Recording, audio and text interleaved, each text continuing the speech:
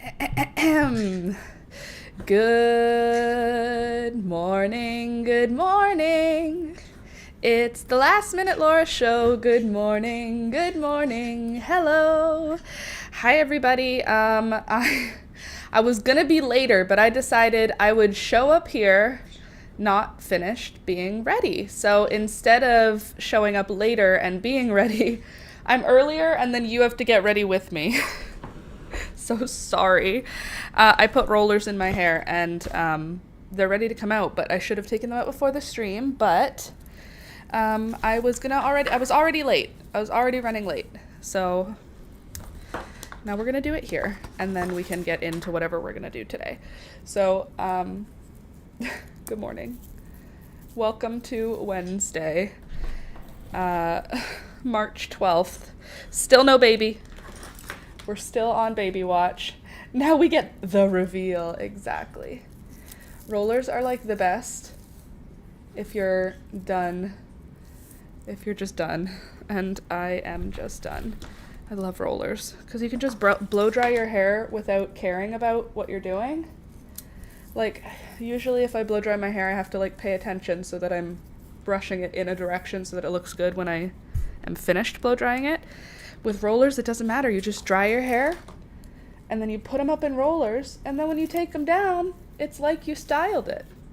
But you didn't have to do any, like, I mean, it is still work, but it's different work. You let it sit for an hour, or if you've got time, like if this was for like a wedding or something that I was going to do my hair in curls, I would probably wake up really early and do it, and then just live my life that whole day with rollers in, and that would last like forever. This if I don't wash my hair, will stay big and poofy for like a full 24 hours, and then it'll shrink down to a little bit more of a manageable poof for another day, so I can get 2 days from doing rollers once, which is great.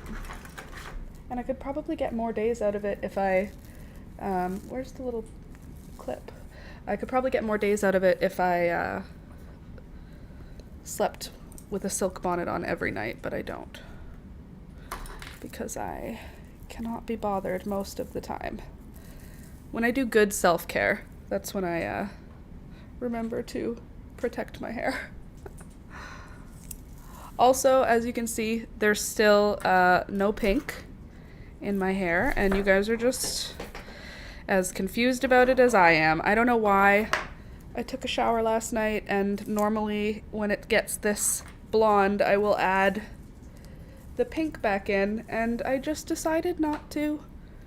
I wanted to go for another day, so maybe the next time I wash my hair, I will add pink back in. I'm really not concerned about it right now. I don't know. Maybe it's just because I'm so excited about the baby and I have other stuff on my mind, but my pink hair is not an immediate worry for me right now.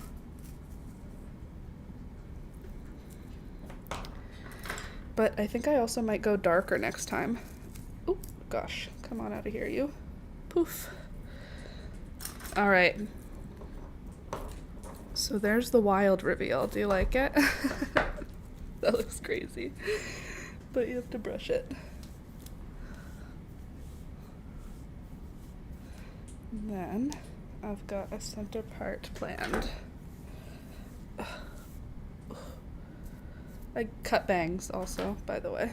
I cut myself bangs. This is working. I promise it will work. It has to, because I don't have a backup plan. Oh gosh. I mean, there's always ponytails. Could you just like sit like bangs though? Please hold. If you came here expecting a live stream about plants, please hold. We'll get there once we figure out what we're doing here. And then we will get to it. There we go. We're aiming for all of it to go away from my face. Like so. And there we go. And then you guys go back. Gorge. Almost. almost gorge. I didn't have time for makeup this morning. I put my rollers in and then I was like, I have to go get dressed. There. Best I can give you right now. All right. So, gosh, I am exhausted this morning. I don't know what happened.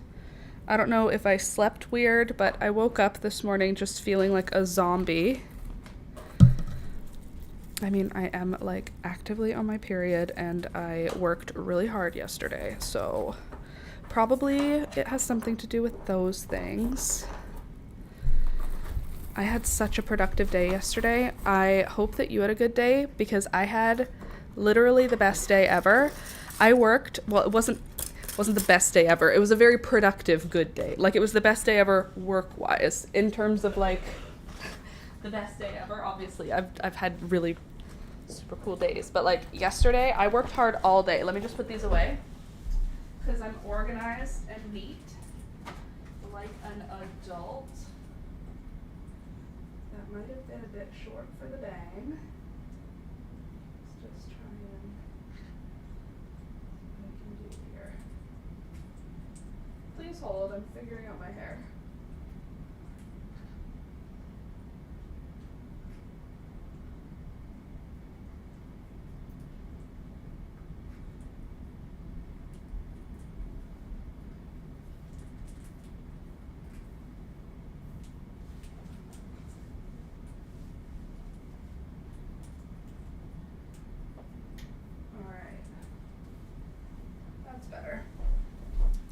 All right, hair has been complete. Here's the look.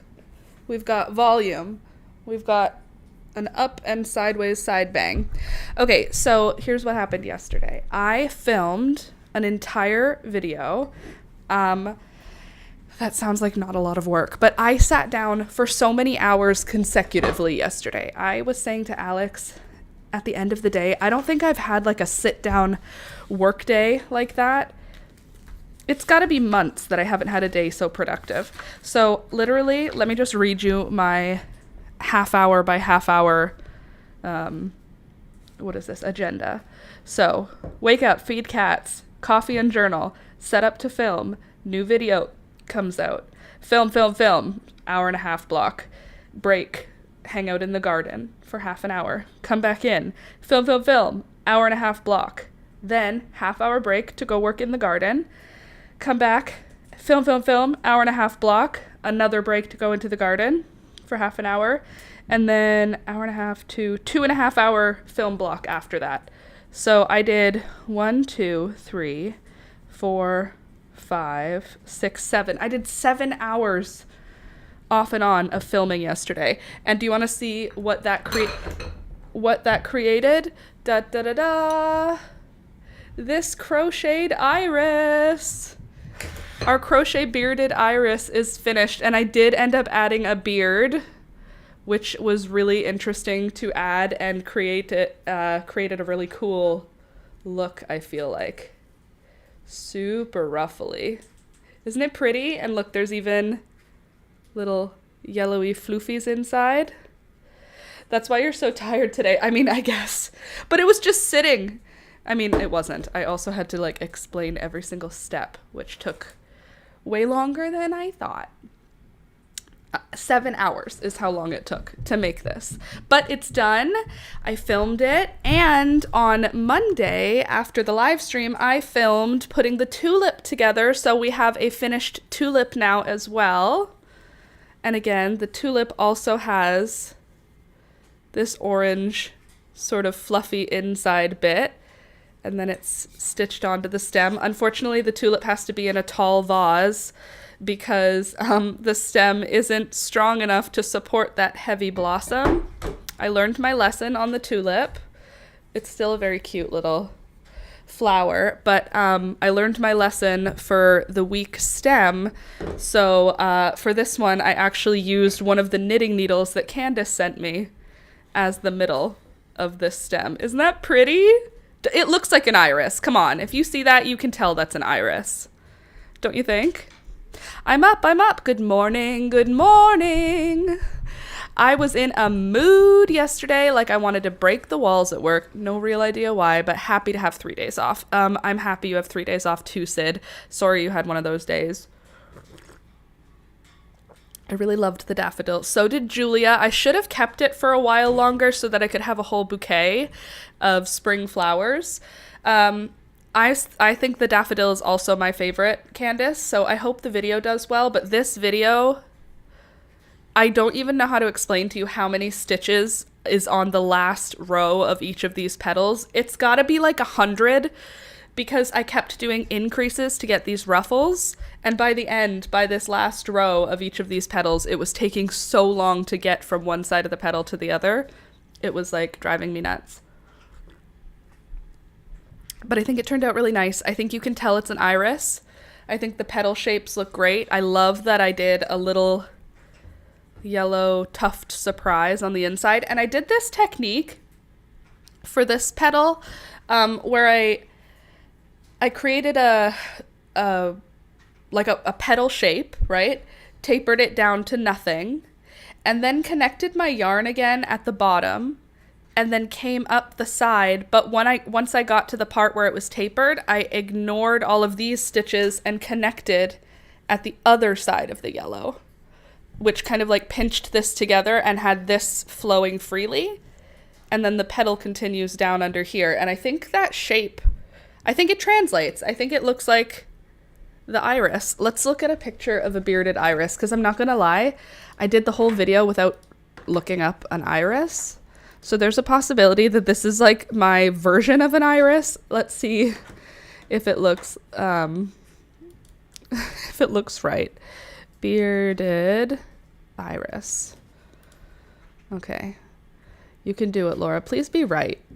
I feel like maybe I should have looked at it before doing the final pattern, but it has the energy of the bearded iris, okay? Like, look at this. Hold on. Okay. No, we want you to be over here. There we go. Hold on a sec.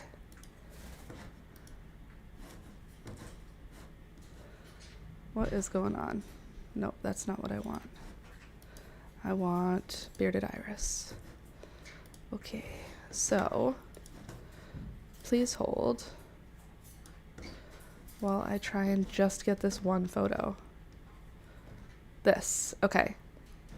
Here's a bearded iris. And here's my bearded iris. There's parts of it that feel similar, don't you think? There's parts of this that look like parts of that. Let's see if I can get them to be the same size. Right?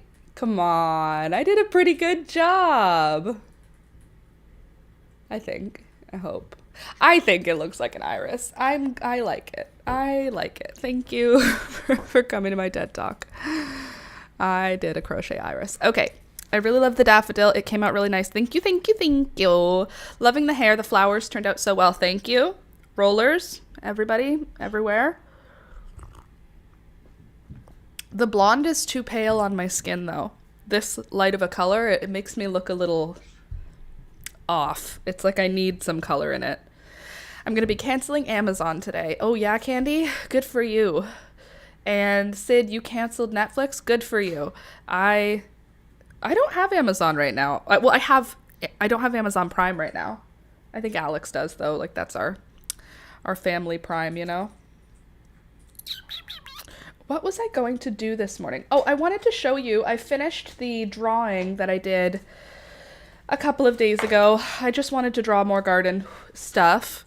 So I finished coloring it in. And it's just a bunch of plants and flowers. And I like it. Thank you. Thank you.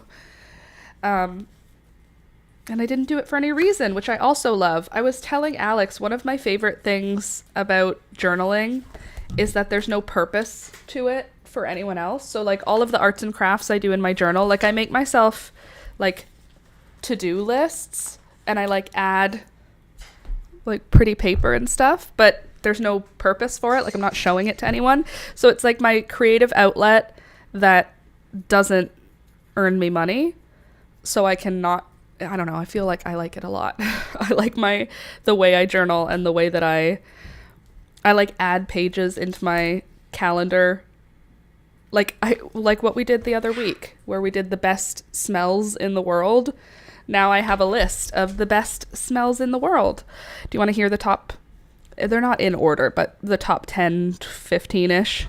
Lilac, coffee, the forest, tomato plants, wild roses, marigolds, a pond, fresh bread, wood fire, wet leaves, fresh cut grass, Moroccan oil, farm smell, and pine candle.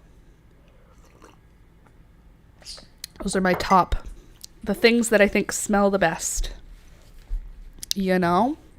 All right, so now that we've done that, we can talk about seeds. I actually need my journal out for this because I think we're going to have to write some stuff down.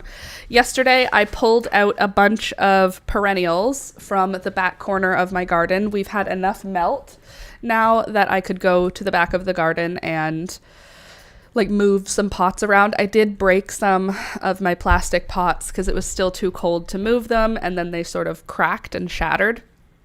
That was a bit of a bummer, but I did move a lot of them, and I moved them just into the sun because the back corner of our backyard is like our darkest area. And sorry, I just want to move a little bit. It's the darkest area of our yard. So, but it's the most protected in the winter. So the perennials go there over winter. And then in the spring, they come out and hang out in the main part of the backyard. And then after spring, they go back into the back because they're all shade plants throughout summer. So pulled them all out. I noticed that hold on, what is it called? It's called, oh, shoot. I planted it last year. Where will it be? Will it be in my seed box or will it be in Candace's? I planted it last year and it didn't flower. So Candace sent me seeds for this, I believe. And we were all very excited to see it. You sent me the seeds last year, so they won't be in your binder. They'll be in my binder. We both have green binders. Oh, Herb Robert? Is that what it is? So that's one of them, yes. The geranium Herb Robert. But there's another one that has like silvery leaves that I planted a lot. But none of it bloomed, so I grabbed it all and put it together into one container. Also, is anyone else still waiting on their seeds? That's a good question. I hope not. I hope most of you have gotten them by now. Let me just look. I feel like if I see it, I'll know. Larkspur, celosia, amaranth, poppies, morning glory, firecracker vine, common soapwort, wild sweet William, impatient, limelight millet. Not any of those. Not any of those. Agrostemma? No, that's not it.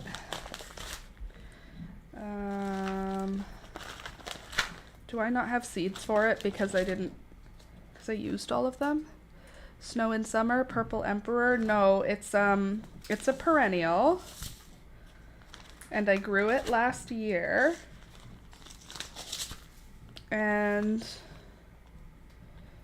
when I grew it last year, I'm just saying words hoping that my brain is gonna pick up the word that I'm looking for. Okay, so it's not here, but I need to leave these out because we need to look at them. Okay, let me think for a sec. It was you know what I'll do? I'll just search it. The internet knows. The internet knows everything. Perennial flowers, silver, fuzzy foliage. Not that silver and not that fuzzy. Ah, rose campion. Right? That's what it is. Hold on. Rose campion.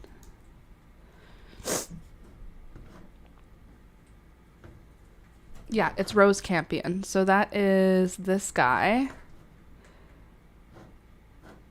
I have so much. I have a whole pot of just this flower where I transplanted. Sorry, I'm trying to get the picture so you can see the whole thing. There we go. Is that better? Can you even see that? Nope, not me. Don't move me. Move this. Okay, anyway, so I have a whole pot of this, and I don't know if this is a picture of just one plant, but I have a pot with like 7 plants in it. I just put all the plants from around the whole backyard, all the garden, because I put it throughout the garden thinking I was going to have these pretty pink flowers. At the end of the season, I hadn't had any, so I transplanted them all into one pot. It looks like every single one survived, and they've grown over winter. So I'm going to be having Rose Campion this year, which I'm so excited about because it didn't grow last year. It grew, but it didn't flower. I didn't realize it was going to take 2 years to flower. So now that it's on its second year, I'm so excited to see it. I feel the same way about my yarrow. My yarrow is a Rubbermaid tote full of yarrow. So it's about a 2 feet by 3 feet pot. And it's 2 feet deep, so the yarrow has had the chance all winter to grow, and I fertilized it over the winter. The plant is crunchy and brown on top, but if you just move the top leaves away, it's green and so happy underneath. So I think we're going to have early yarrow this year. So yarrow and Rose Campion and Geranium Herb Robert and Wild Violets are all well on track to starting us flowers within like a month, I think. Geranium Herb Robert might take a little longer, but Wild Violets, they're already growing, like they're already actively green outside. My feverfew, and I have a whole bucket now of feverfew. Oh, I'm so excited. I have individual plant pots of single varieties of plants, and I think it's going to be a real good showstopper thing in the spring.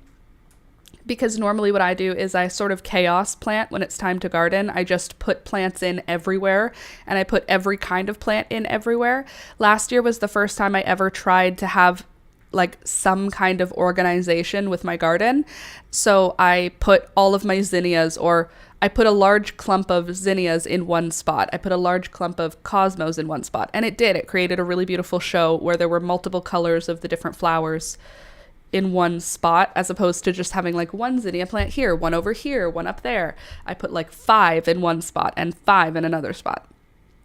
So because I have these beautiful pots full of perennials, they're going to do that. These perennials. I have another pot of, what else? Of ferns. So I think I have 3 separate like 12-inch or bigger, maybe 14-inch plant pots that are about 12 inches deep, filled with ferns. A few of them that I gathered over the years, and a couple of them that my friend gifted me when she moved house, and one from our old farm. Oh, and a few from my mom and dad's forest. A part of their forest was getting like cut back by the neighbor. There's kind of this like forest grove area between my parents' farm and the next farm over. And I think it's like where drainage goes. It's like there's a pond and there's rocks and there's lots of plants that grow like really beautifully in this area. And there's like a lot of birds. Anyway, in this area, they were like cutting into the forest a little bit to square off their farm, the neighbors. So before they dug up the land, they cut back all the trees, which exposed all of the plants that were on the forest floor. So I gathered some of the ferns that were going to be like rototilled the following week. And so hopefully those will come back this year. I think they will. They did really well last year here. So I think I have 3 or 4 types of fern now. I have ostrich ferns, which are the ones that you get fiddleheads from. I won't harvest fiddleheads from them because I'm using it decoratively. I only have 1 of them. I think I now have 2 because I have 1 from my friend. So 2 ostrich ferns, 3, I don't know what they're called, ferns, and then 3 or 4 forest ferns. So maybe I have 3 or 4 varieties. It's very exciting. I'm very excited to see how the greenery does this year. my hostas haven't started to break through yet. There's still ice. Like, they're, even though it's been warm, they've been in the shade in the corner. So there's still ice on a lot of my stuff. But the yarrow is already thawing out. The violets are already thawing out. The geranium herb Robert, the rose campion, my echinacea and... what's the other one called? Echinacea and... coneflowers, the other name for it. There's echinacea.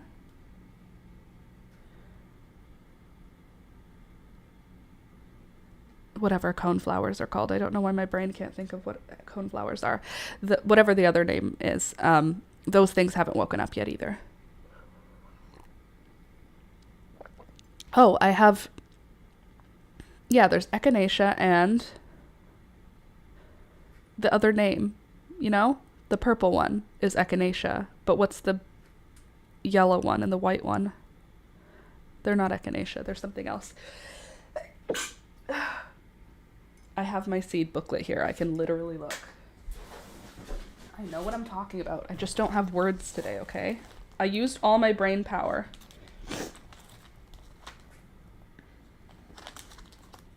All my bone power. All my brain power was used yesterday.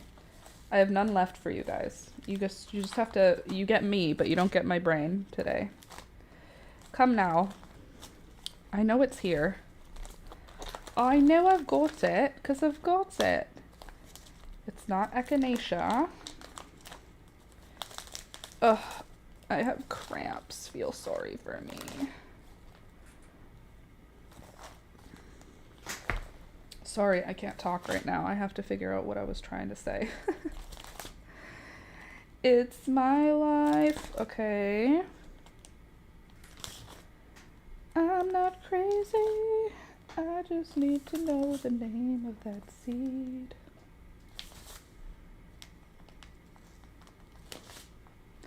I love that one. Yep, I got you some of that. Well, I'm excited for it. Oh, I'm excited for Feverfew also.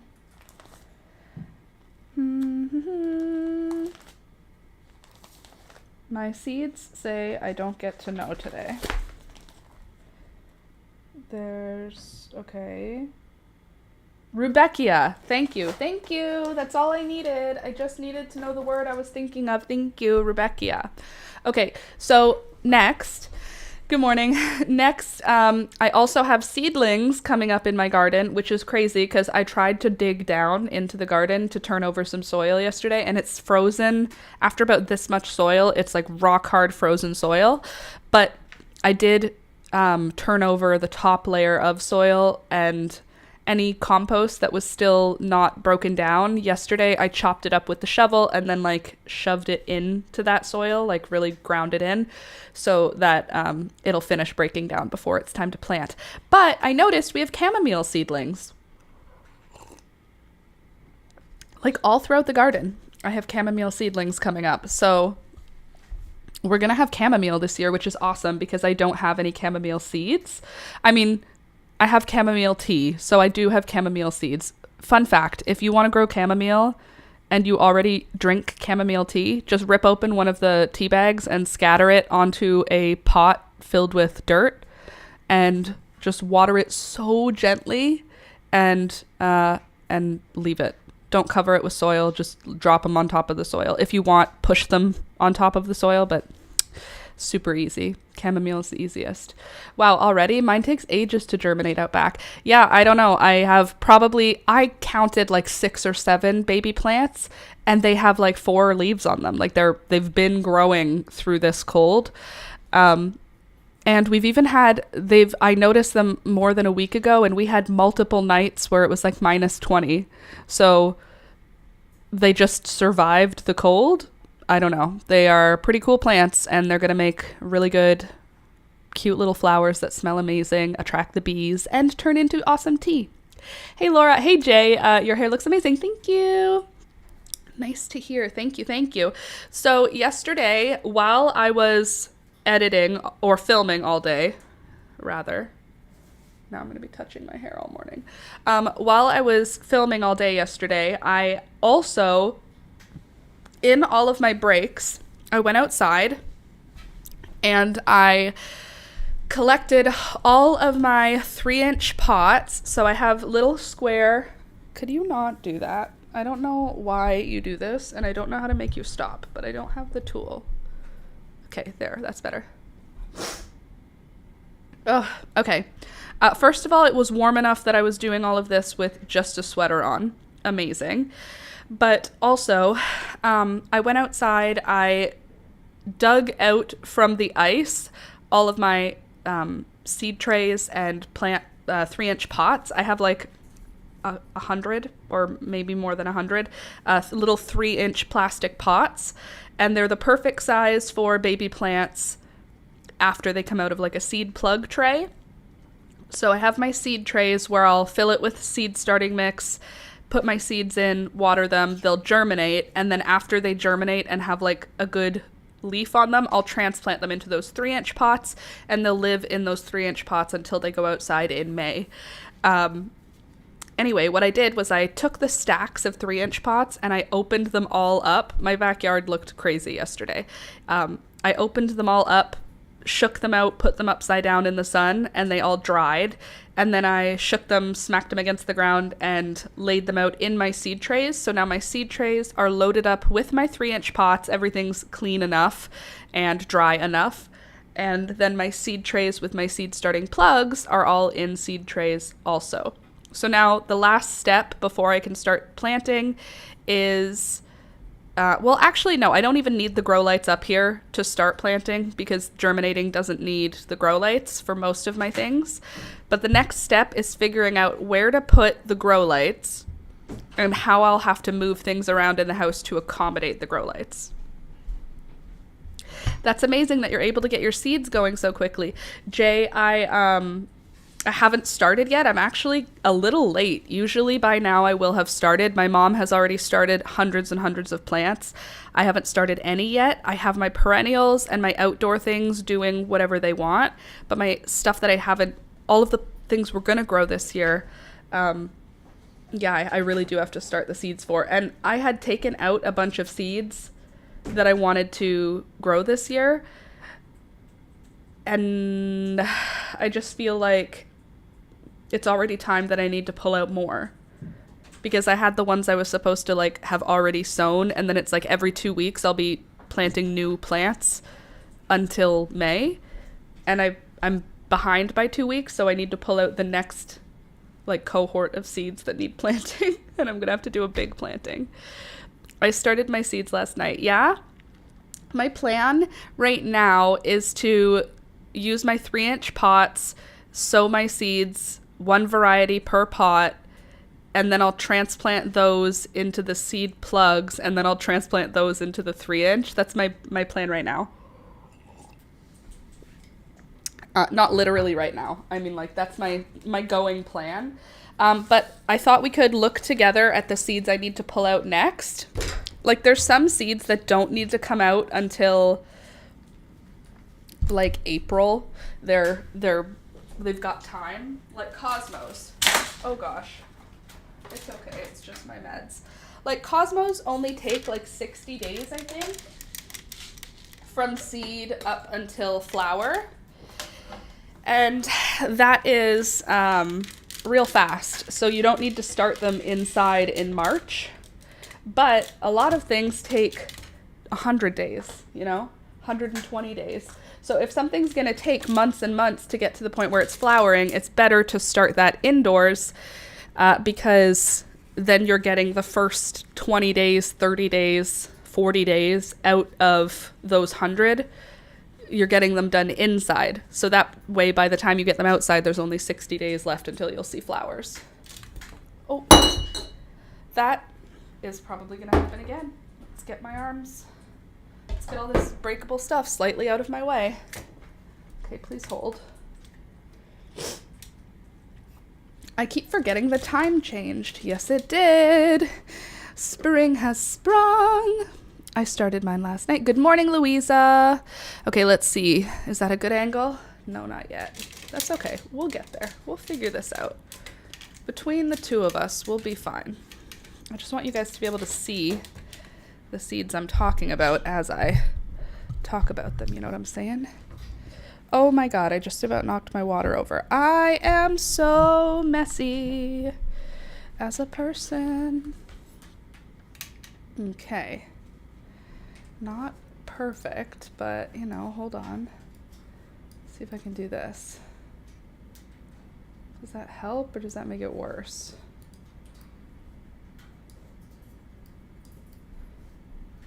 Okay, here's what I can do. That's it. All right. I'm really enjoying the wonderful fresh tomatoes now. It's so satisfying. We've got yellow tomatoes that taste like sweets.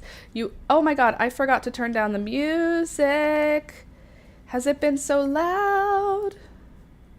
Oh, it hasn't even been playing. Cool. Love that for us. Sorry about it. Okay, good. Well, I just turned it down and then it started playing again, so that's super.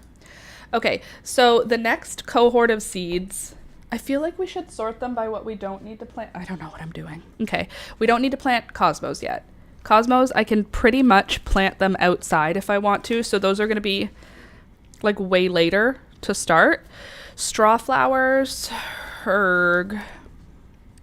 How far do I have to plant straw flowers in advance? Oh, this sucks. I'm going to have to be typing with one hand, and it's my non-dominant hand. Straw flowers from seed.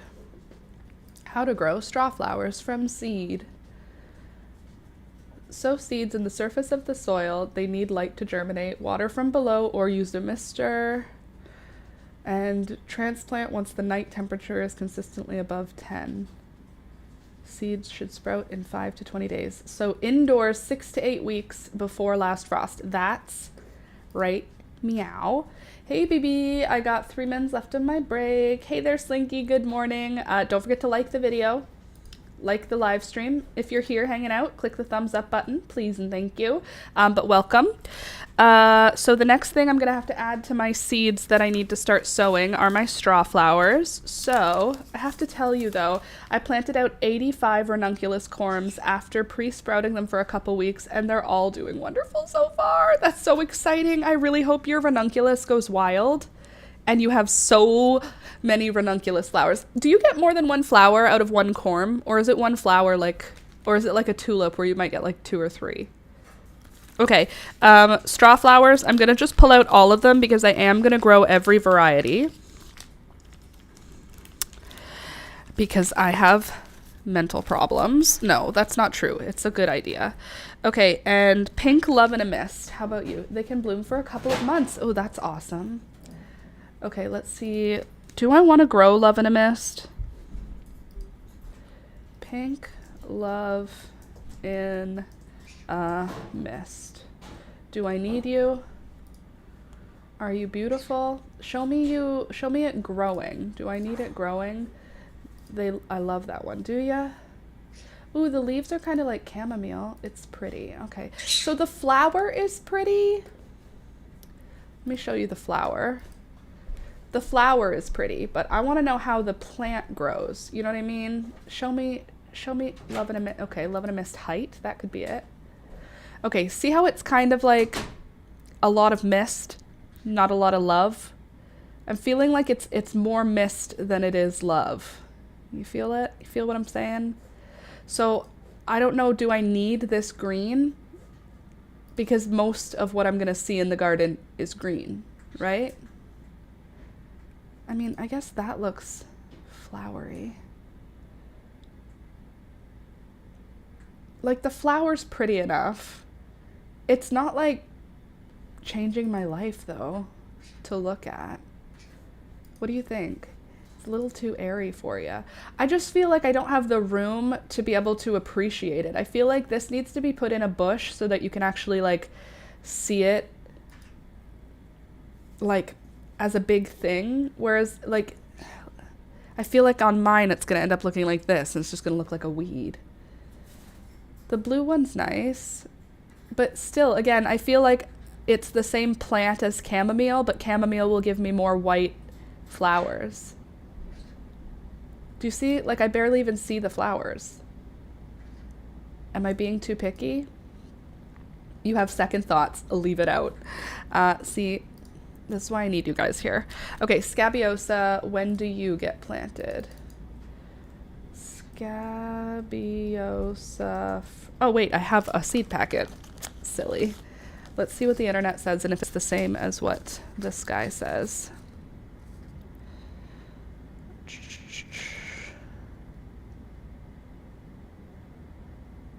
2 or 3 weeks before last frost. So this is not needed yet. My Scabiosa is not needed.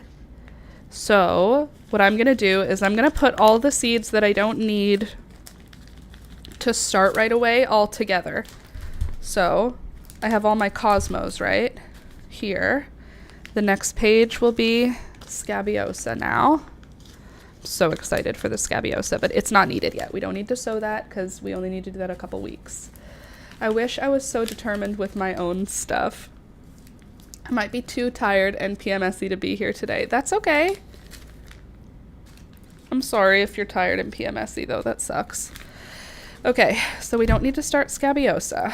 We don't need to start zinnias. I know that. We have lots of time for zinnias. So let me just pull these all out, put them on the next page of my binder.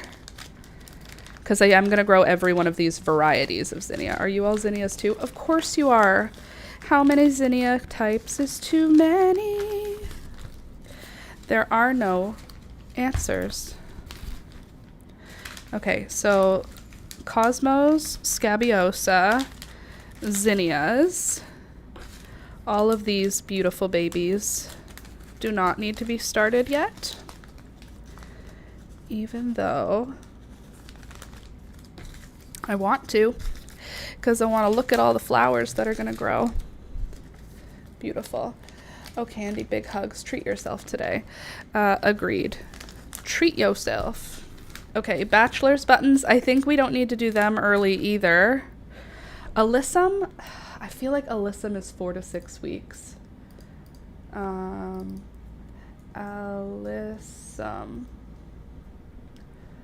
from seed. 6 to 8 weeks also? But I don't have enough room to start all these seeds. Do they even care about me? All right. Alyssum. Oh, also with the Alyssum this year, I have a new variety I'm thinking of doing called Gold Dust. And I'm a little bit nervous about it, which is silly, but I like my pink Alyssum and that Gold Dust one is bright yellow. So it's a little scary. Okay, Alyssum from seed. Please don't tell me the Coleus needs to start now too. Don't do this to me, okay? Coleus. Start indoors. Okay, yeah, how far? 8 to 10 weeks. Gosh darn it. All right, it's time to start Coleus. Dang it. Okay, Coleus is actually supposed to be in the other box because it should have already been started.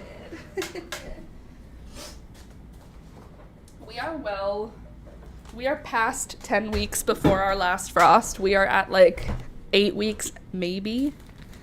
What are you called? Okay, Feverfew. Please don't tell me Feverfew needs to start this early, okay? Feverfew.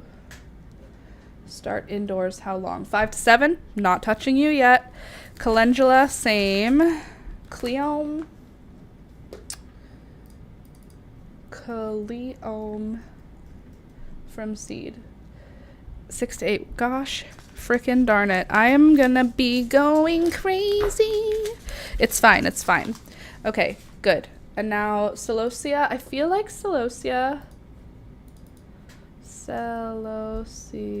spicata. I feel like it's a 4 to 6 week. Please be a 4 to 6 week. It's a 6 to 8 weeks. That's right now. Which means the Gomphrena is also the amount of time.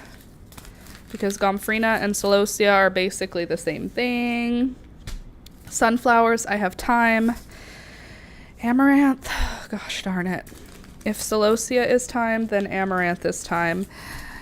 Oh, this is gonna be so overwhelming. Poppies, not yet. These should be planted outside soon, though. Firecracker vine, do I really want to grow it? Yes, I do. Firecracker.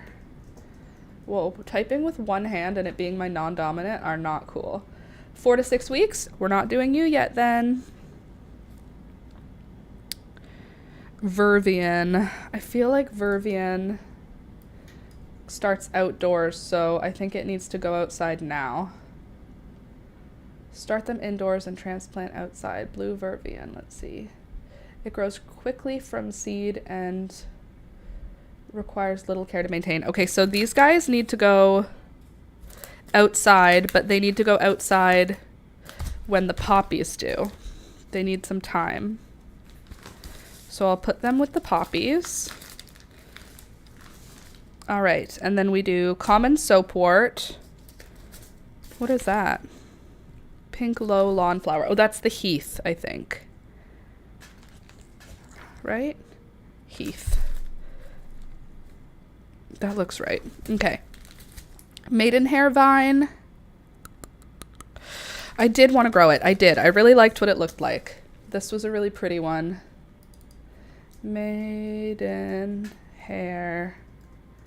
vine. I thought this would be a good way to add more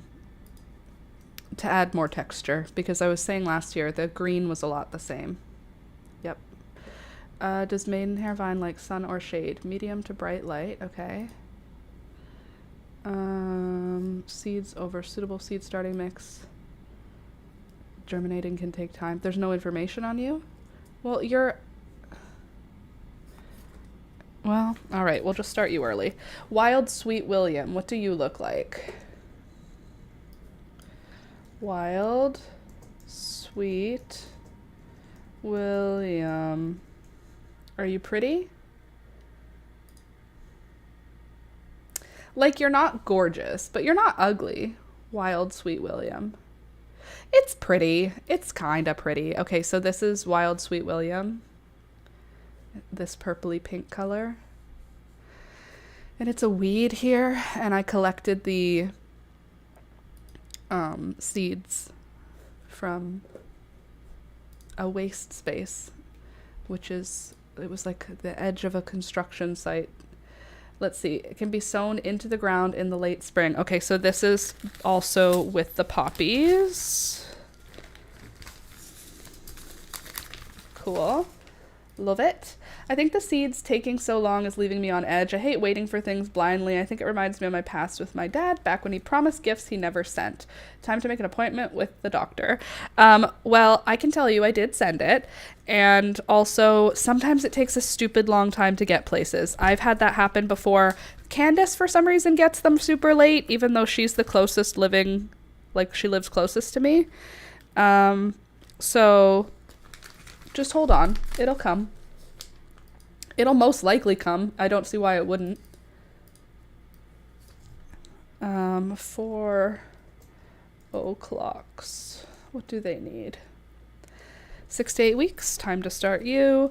Okay, these are all grasses, so they can get started directly outside. I think I'm organizing by stuff that I'm going to start outside. I think I need another bin. I think. I do. Do I have a bin? I've got this little one. 1 second. I need a box or a bin or something to put those in. Where are you? And I'm so sorry. Oh, good. Found one. Golly gosh.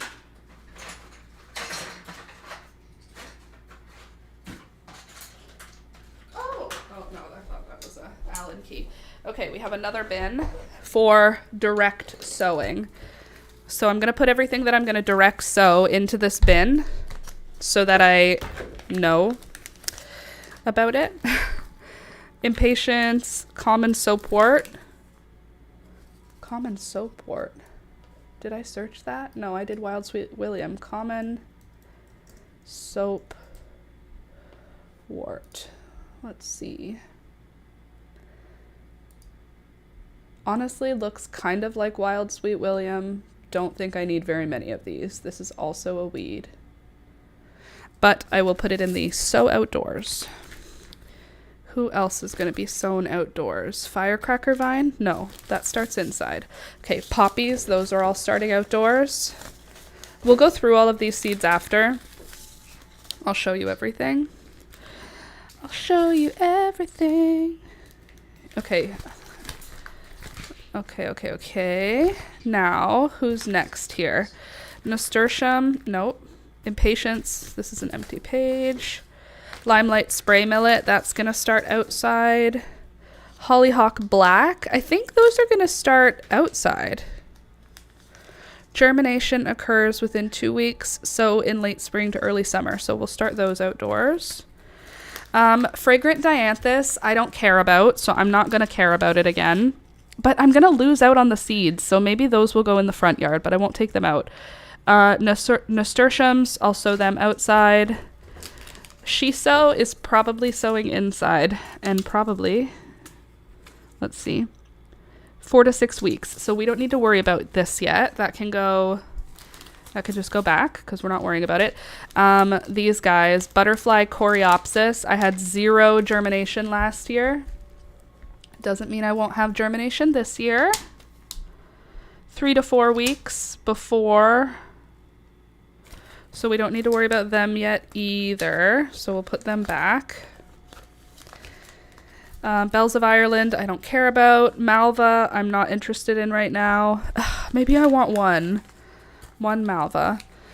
It's a perennial and I like that. And the flowers are nice. My grandpa always had this. 71 days. Let's see. So outdoors. Okay. That has to go outdoors. Celosia. Am I going to grow another variety of Celosia? Celosia. These easy grow flowers have brightly colored golden yellow, bright red, and burnt orange plumes that don't mind hot, dry conditions. These eye-catching flowers bloom all summer, great in beds, borders, or containers. 18 inches tall, 6 weeks before last frost date. Should I bother with these? They're red. I don't know how I feel about adding red. Red's hard, but it's short, and I like the idea of having a bright colored short thing. I don't think I'm going to grow the Gaillardia this year. Rainbow chard, I'll start that outside. Always start my greens outside. It's not worth it for me to start indoors. I don't need oregano this year because I have a large amount. I don't need plantain. I just wanted to have those seeds. Catnip, I'll start catnip.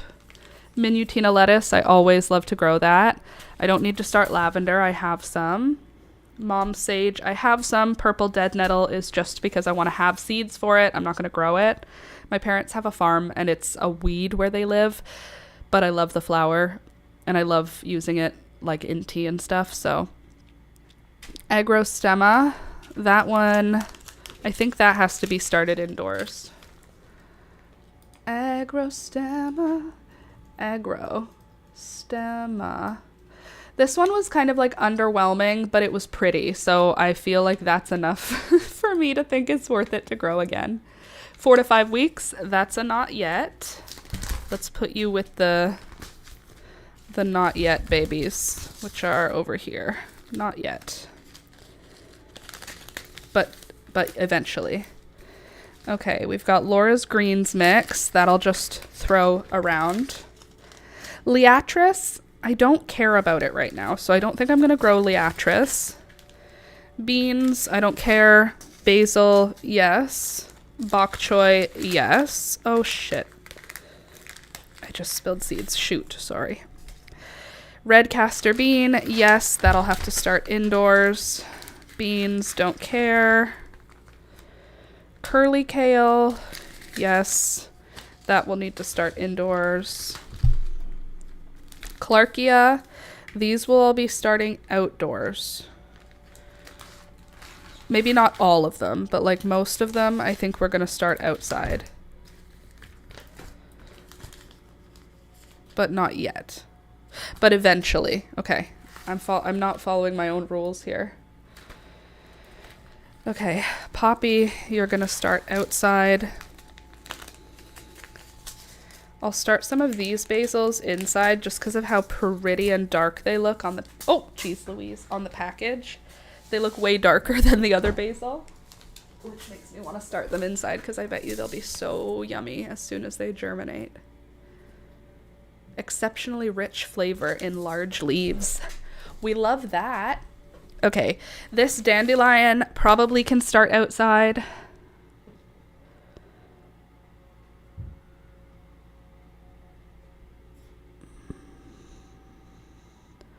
Be careful not to plant more than you can use, as flowers need to be controlled. Direct sow, so that's outdoors. How about you? Bloom best in cool weather. Okay. In early spring, so that's now, because these can go outside pretty early.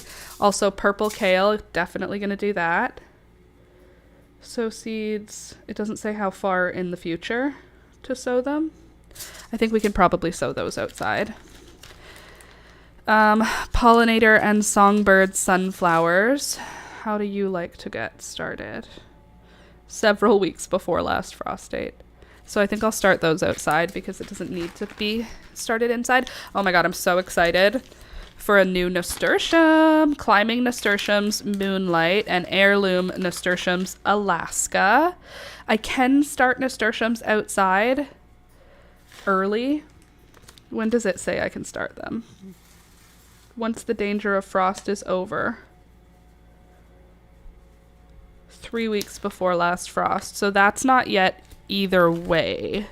So we'll put you back with the other kids. Oh my god, there's going to be kale seeds everywhere. We'll put you back with your friends who don't need to get coming out yet. There we go. Okay. Nasturtium again. We don't need you here yet. I planted some out last year so early and they were fine. Okay, next, calendula. We do want to start scabiosa. Did we say we do or not yet? I'm going to just start a few scabiosa just to be safe. Okay, amaranth. This one might be able to be started outside. Direct sow in late spring once soil temperatures have warmed up. Okay, there. And then, of course, we're going to do the lacinato kale. That I'll probably start some of that inside because then it'll be pretty already. Heirloom double feverfew. I think I have a plant like this already. 5 or 6 weeks before last frost date, sow seeds as thinly as possible. Cover lightly, keep warm and moist, and provide a strong light. I'm going to just start those early. Dill, we'll start that directly outdoors. White lavender, this one's kind of fun. I think I might just scatter the seeds with my regular lavender.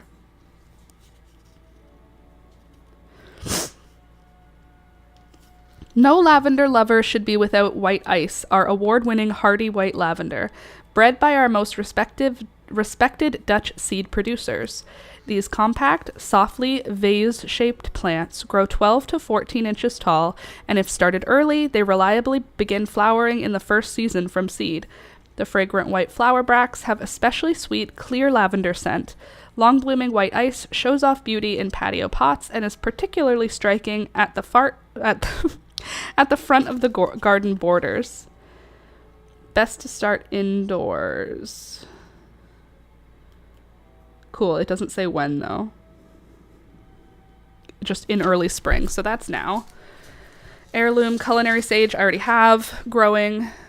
Zinnia State Fair. Am I willing to risk not knowing the color of a zinnia? That's what's terrifying. Maybe just one. Prairie smoke. What do you need? You probably need cold to germinate. Yeah, cold, moist stratification. So you're an outdoorsman. Squash. What are you? Giant marigold. Heirloom. Mountain garland Clarkia. She's gorgeous. Just celosia with no description. What color? Is that worth risking it? No, it's not. Straight species Coreopsis. Stevia. Brown knapweed. I think I want to grow that one, but I think I'll start that outside because it's a wild plant.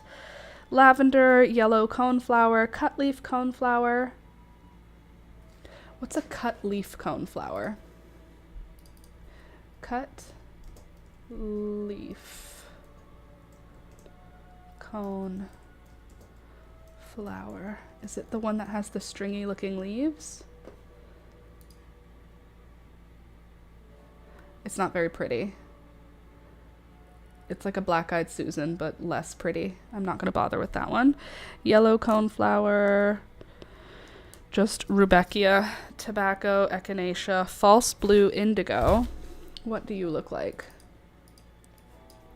False blue indigo. What do you look like? Oh, that's pretty. Is that really a native where I live? Will it grow in the first year?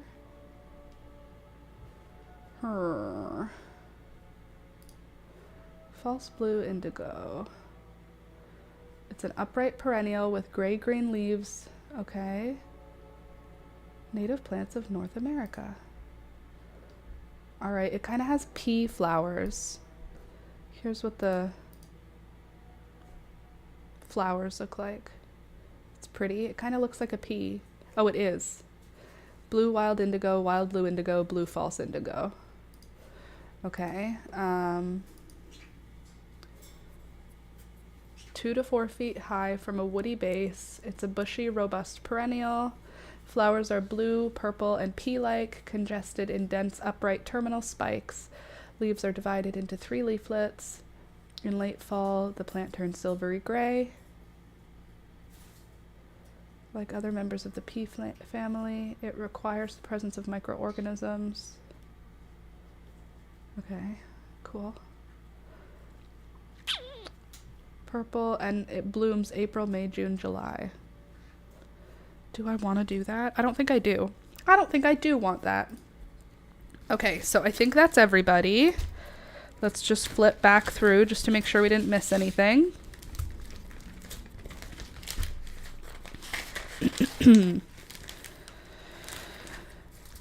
Liatris.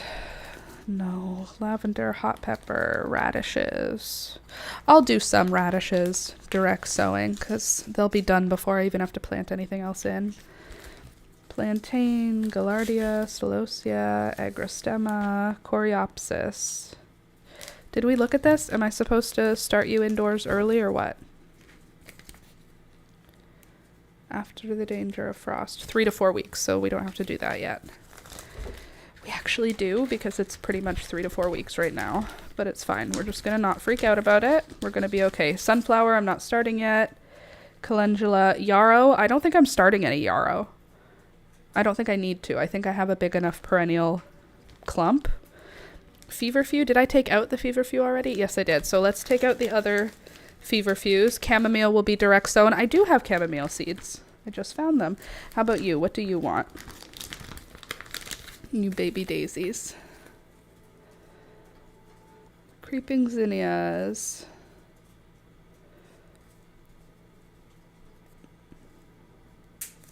When do I plant a creeping zinnia? Please hold. Creeping zinnia from seed. Okay. 6 to 8 weeks, so that's now also. And you need to go. You need to be taped. Do I have tape nearby? Why would I have tape nearby? That would be helpful and useful. Couldn't be me. Do I have anything that I can adhere this with? No, I'm just gonna put it inside then. All right. Creeping zinnia. Check. All right. Bachelor's buttons. I'm like 90% sure we don't need to start them right now. Please. Bachelor's button from seed.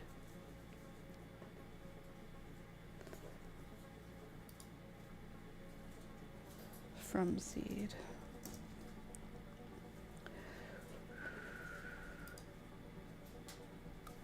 Direct sow, or 3 or 4 weeks, so no, not yet. Not yet. Okay, and zinnias and cosmos, not yet, and Scabiosa not yet. Okay, so now we have everything that is going to be sown this week and hopefully next week as well out, which is crazy. I don't know how many seeds that is. We're going to try and find out if we have everything. I have one more seed container though. Where are you? I put you somewhere that that's down here. I have one more seed container that I have to go through because there's some random separate seeds here for some unknown reason. I don't know why I put them here. Poppies, those will go out. Basil, Thai basil. Sorry, I'm gonna get this out of there. We don't need my mail. Okay, Thai queen basil, 4 to 6 weeks. That's now. Calendula, I think you're direct sow.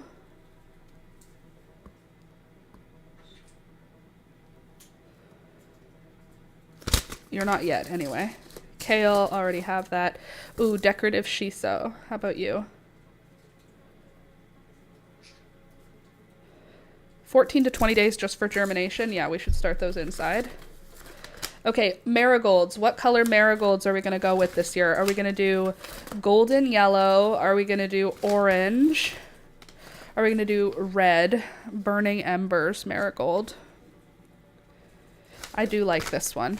I don't know if I want to do orange or yellow though. I feel like I want to do yellow. Perfect bright yellow double marigold. That sounds good. Bright Lights Cosmos. We don't need to start those yet. Loofah. I'm not growing loofah. These Cosmos. How about you? When should we start you? Sow seeds directly. Okay. Done. More envelopes. Okay, is that it? Are you sure? We don't have anything else hiding in here. These are just Laura's mixes. Oh, these nasturtiums can all get planted outside because I don't need all of them. I think that's everything. What about you guys? Are you anything? Nope. Nope. We'll throw those outside. We'll throw those outside. And we'll throw those in the front garden. Calendula, did I just say it has to start indoors? In early spring. I'm just going to sow some. I feel like I don't want to miss out on anything. Okay, I think that's it for my seeds. Impatience, I'm probably just going to get those from my mom. Done. Beautiful. Oh, God. Now, we have 3 different sort of piles here. Pile number 1 is what we need to have already started, but we haven't yet because due to reasons. Pile number 2 is stuff we will start this week. Ignore my Amazon garbage. Sounds like you've got enough seeds to do some guerrilla gardening. Probably. Maybe. It's possible, Candace. Okay, so now let's see what we're going to be planting this week. Maybe we can organize like by thing to see how many of everything we're doing. For example, marigold. I'm going to do a yellow one, a red one, a tiny one, and then, oh God, let's not do that. And then the gold with the red center. I don't think I have any seeds labeled for the Jolly Jester, and that is so upsetting. But I think I've got my 4 marigold varieties, which is great. And then, oh, here's another marigold. Red with a gold outline. I think that's this. I think these are the same. Small single flower. Burning embers. Single red marigold. I think these are the same thing. I don't want to risk it. I'm just going to do both. Okay, coleus. Coleus and coleus and coleus and shiso. I feel like those will all go together. Oh, look, these kind of look the same, don't they? True Thai basil, queenette. and lavender. I'm just going to put them together because they look alike. Feverfew, we have a couple varieties, 1, 2, and then calendula can go together. All the green things can go together. So this is texture. I'm trying to add more texture into the garden this year because last year I found like there wasn't enough going on. Most of the stuff in the garden was green, and this year I want to make sure that I have other stuff other than green, so I'm going to have texture happening to kind of up the vibes. So these are some of those textures. Where did you go? Oh, and then I have this shiso. So there'll be purple with my greens. These are all green things. And then I have coleus, which is going to be leaves. So all these things are leaves. I'm growing them to grow leaves. And then snapdragons, those are beautiful. Feverfew, hummingbird mint. Hummingbird mint is also going to be for greens. And then we'll have salvias, a bunch of salvias. Hold on here, let's see. So you are snapdragon-esque. So we're going to have some tall column-looking flowers. I think the Thai Queen Basil and the white lavender should both also count as greens because they're barely flowers. Okay, sweet peas. These are going to be cold started. I don't think I'm going to bother starting these indoors, right? Seedlings will form strong root systems over winter and bloom vigorously in spring when seedlings are 2 inches tall, blah, blah, blah. Easiest to start outdoors. So all these are outdoor starts. Beautiful pink sweet peas. It's going to be great. So excited about those. I think I will do a little bit of guerrilla gardening. Dahlias, those are going to have to start in their own separate spot, I think. The Iceland poppies, direct seed. Okay. Johnny jump ups, best to plant directly in the garden. All right, Grandiflora, I have to look that one up again. Echinacea and Rudbeckia and Starlight Echinacea. I feel like these guys like to start outside. Best to start indoors, okay. 6 weeks before last frost. So we've got 3 Echinacea varieties. We've got the Cappuccino, the Paradise Mix, and Starlight. Starlight is like a pinky purple. Paradise Mix has orange, red, yellow. And then Cappuccino is like brown, burgundy, orange, and red. Maidenhair Vine. I feel like this one's going to go where my sweet peas go. Sow seeds in a warm southerly location, firm over. 4 or 5 weeks before last frost is where we are right now. So it's going to be great. Gray-headed coneflower, that goes with my echinaceas. I may plant those all in one pot at the end. Pansy, mammoth white, we'll do that one. Oh wait, if it's a pansy, it might start better outside. Good. What are you? Hosta. We have to figure out how hostas want to grow. Purple hollyhock. I don't remember where you go. Status. Here's another feverfew. Salvia. Oh, there's going to be so many awesome things this year. Snapdragons. You go. Did I already put you in here? My little snappers. No, I did not. There, you go together. Wild sweet pea, that will be outside. Phlox, cherry caramel, verbena, angelonia, sweet peas again, starting outside. Feverfew, I do want to start a little bit. I want to make sure it comes. Okay, then we've got black hollyhock. So in late spring to early summer. Prairie smoke, this is an outdoor start. You know what? I'm going to call the hollyhocks outdoor starts. I'm trying to get as much off of my plate for indoor starting as I can. So anything that can start outside, that's what we want. Creeping zinnia, you want to start inside. Do I want to grow the cherry caramel? I didn't have any luck with this last year. The Phlox cherry caramel. Is it even worth it? Do I even care about the plant? I'll start it outdoors. Anything that I don't care about, I'm going to start outside, along with all the things that want to be started outside. Okay, Scabiosa and Indian Prince Calendula. So I have 3 different kinds of calendula this year. I don't know how different they really are.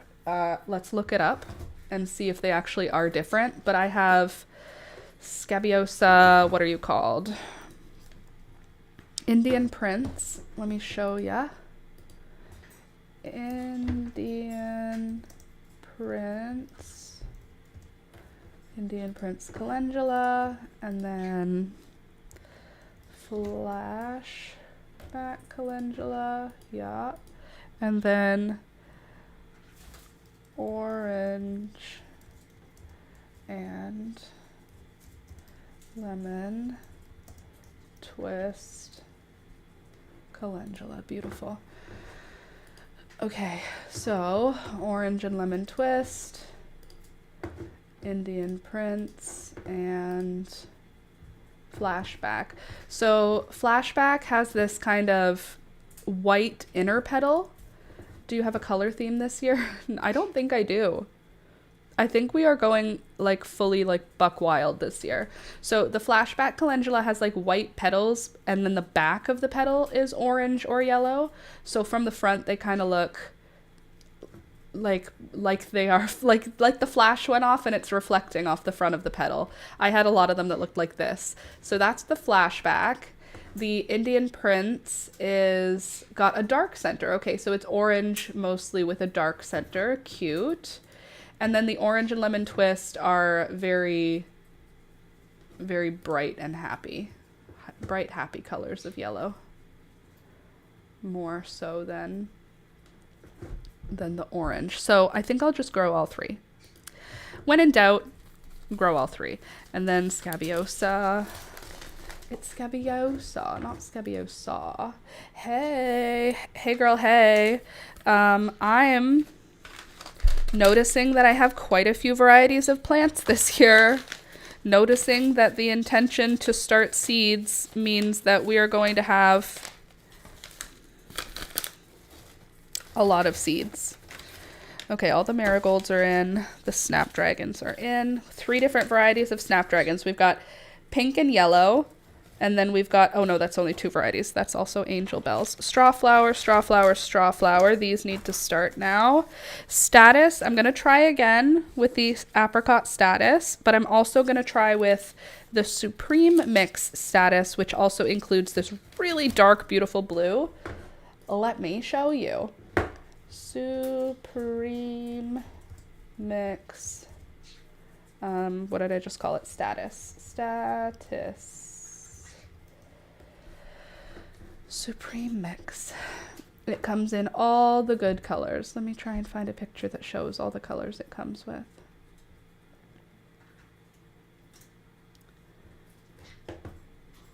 Sea lavender, isn't that a pretty name for it? Okay, so this is what the colors can be. The yellow, white, that bright dark purple, and pink. And then I'm also growing the top one up here, apricot status. So I'm going to have apricot, blue, pink, yellow, and white. Look at how romantic that bouquet looks. Is that not the prettiest thing? Isn't it so cute? Can I get it to be bigger? This is the mix. Isn't that so pretty? So I'm growing all of these this year. That's going to be good. I love status. It's like cornflower. It makes such a nice sound. You mean it's like straw flower? Cornflowers are bachelor's buttons. Okay, status for sure. Blue salvia. I'm really excited about this one. I'm going to grow blue salvia. Angelonia. It was really pretty, but it's just a small white flower. So I feel kind of like, Verbena.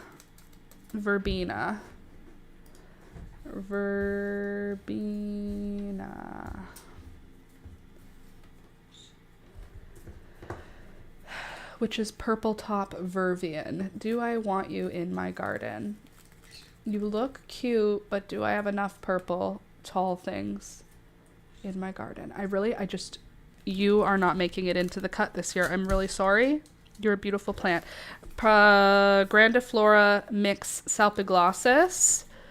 Beautiful. Celosia spicata flamingo, white gomphrena, pink gomphrena, Celosia spicata flamingo fuchsia, maidenhair vine, purple cleome, pink cleome, royal carpet alyssum, mixed straw flowers, assorted straw flowers.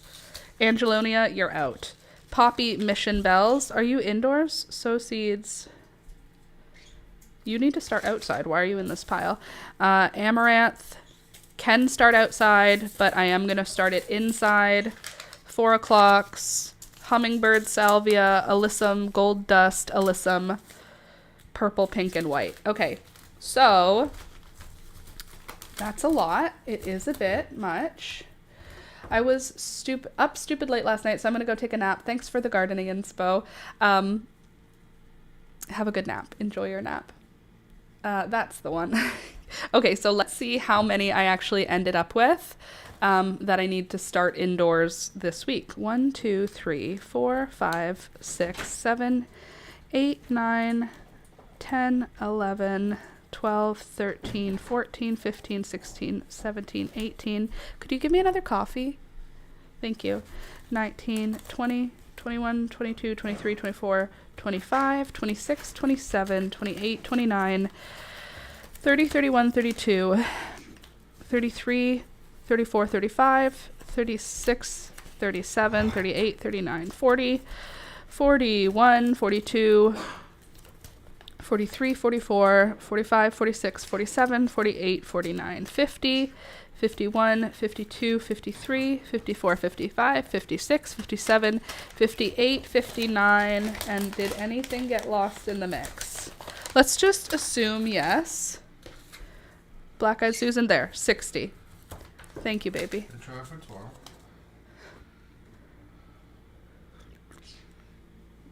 Yeah? Yeah, it's hot. Thank you. And that screws from the thing too? Yeah, but it wasn't needed. That's fine. Do you know where this thing is? I gave you those things. Yeah? They were in here. My bad. I don't know where you put them. I might have put it back. Oh, I did put it back. Thank you. Or I gave it to you and you put it back. One of the two. Please hold. Do you use warming mats? No, I don't. But like my house is warm, so I'm not really concerned about the temperature indoors because they're all going to be growing inside. I don't have a greenhouse. So they're all going to be... Are these both the same size? Yes,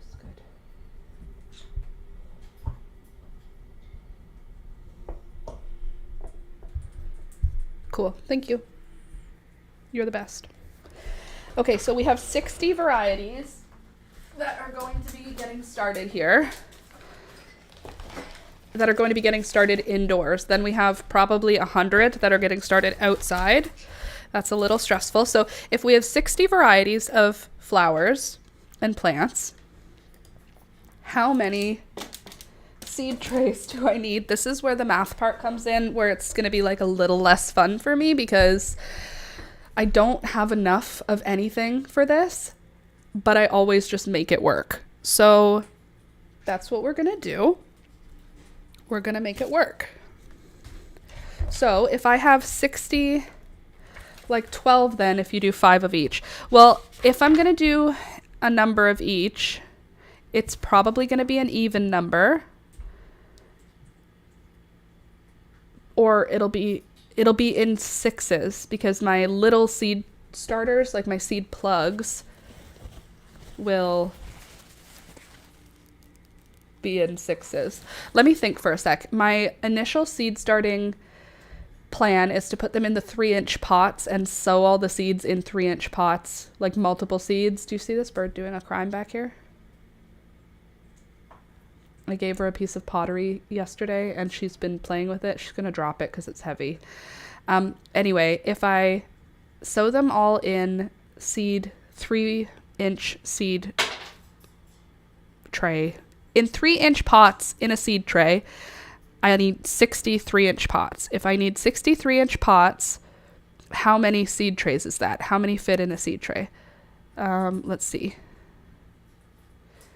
Maybe 6, 12, 18 in one tray. I can't see it in my mind. I'm trying to think. Winter sowing, summer sowing, literally. Okay, so if I have 18, then I'll need 3 and change seed trays to start my seeds. And then as they need transplanting, I'll need more. So I have 2 shelves of lights. Each shelf has 3 lights or 4 lights. 1, 2, 3. Each shelf has 3 lights.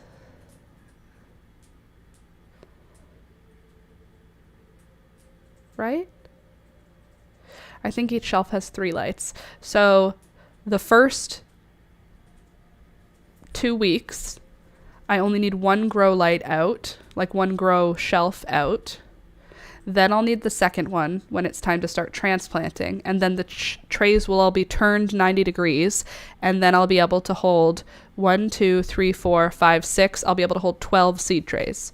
So it will expand from 3 seed trays up to 12 for capacity that I'll have. So if my max capacity is 12 seed trays, and 12 seed trays, each seed tray holds, literally, I'm not a mathematician. Do you see me? Do you know that sometimes I do this in my head before I go to sleep?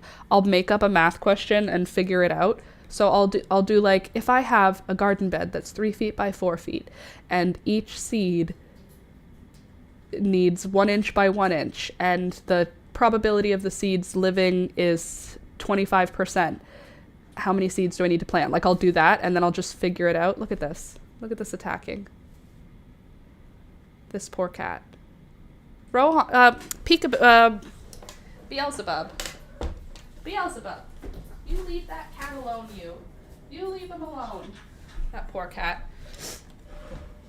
Lol, it's like this put me to sleep in school, so now let's make it work for us. Yeah, I do that in my head, though, like, at the end of the night sometimes. I'll make a math problem up that is possible to happen to me. So it'll be like, if it's every 600 kilometers that you need an oil change, I'll just make it up. And Ottawa is 700 kilometers away. Where should I do my oil change? Like, I do that. And it's for no reason, but it's better than catastrophizing and being like, everyone in my life is dying. I'd rather do weird math problems that don't matter. Speaking of, that's what we're going to do right now. We're going to go into our March, our April calendar, and we're going to figure out how many seeds, or how many, we're going to figure out how many what? How many of, don't worry about it. We're just going to figure out how many. So what was I going to say? There are 18 3-inch pots in each seed tray, and I can hold as many as 12 seed trays. So that's 216 3-inch pots, 216 divided by 60, because that's how many varieties we have. So I can plant 3.6 of every seed. So I can start 6 seeds of every variety, and then bring myself down to 4 seeds of every variety. Right? You following? So I need to figure out how many of everything I actually want to grow. Because, for example, I'm going to need more than 4. I'm only going to need 2 of every amaranth variety. Because I have like 5 amaranths, and I only need 2 of every single variety, but I'm accounting for 4. I have enough space for 4 of every variety. That's not including the stuff that I'm going to have to add in a couple of weeks that I won't have started the seeds for yet. So, for now, dude, are you writing this down? Like, no, but I have to figure it out before I figure out what needs to be written down. You know what I'm saying? So if I start with, I don't even know how to write it down. That's the other thing. I have a picture in my head, but it's not write downable because it's 3D. So I can't write it down. I need to figure out how to put it into a chart or a graph. Like, honestly, I think I'll just do it intuitively. I'll just plant a whole bunch and then I'll throw everything at it. But I do know there's certain things that I'm going to need like 10 of. Like my marigolds, I need to have at least 10 marigolds. However, I'm growing 1, 2, 3, 4. Hold on. 1, 2, 3, 4, 5. I'm growing 5 varieties of marigold. So in my math, I can grow 4 of each variety of marigold, which would put me way past the mandatory 10 that I need. Lawfare, if I don't write stuff down in some way, it'll leave my brain. It's spring, Melanie, and it's one of my interests, so it won't leave my brain because it's constantly spinning in my brain. See, when it's anxiety related or a problem that I don't want to solve, that I'm avoiding solving, I absolutely will go out of my way to write it down so that I don't forget everything. However, when it's something that I do like, it's already going to be mulling over in my head constantly as I just wholeheartedly await the arrival of summer gardening season. But I like talking through it because it makes it easier for me to solve the problem next time. So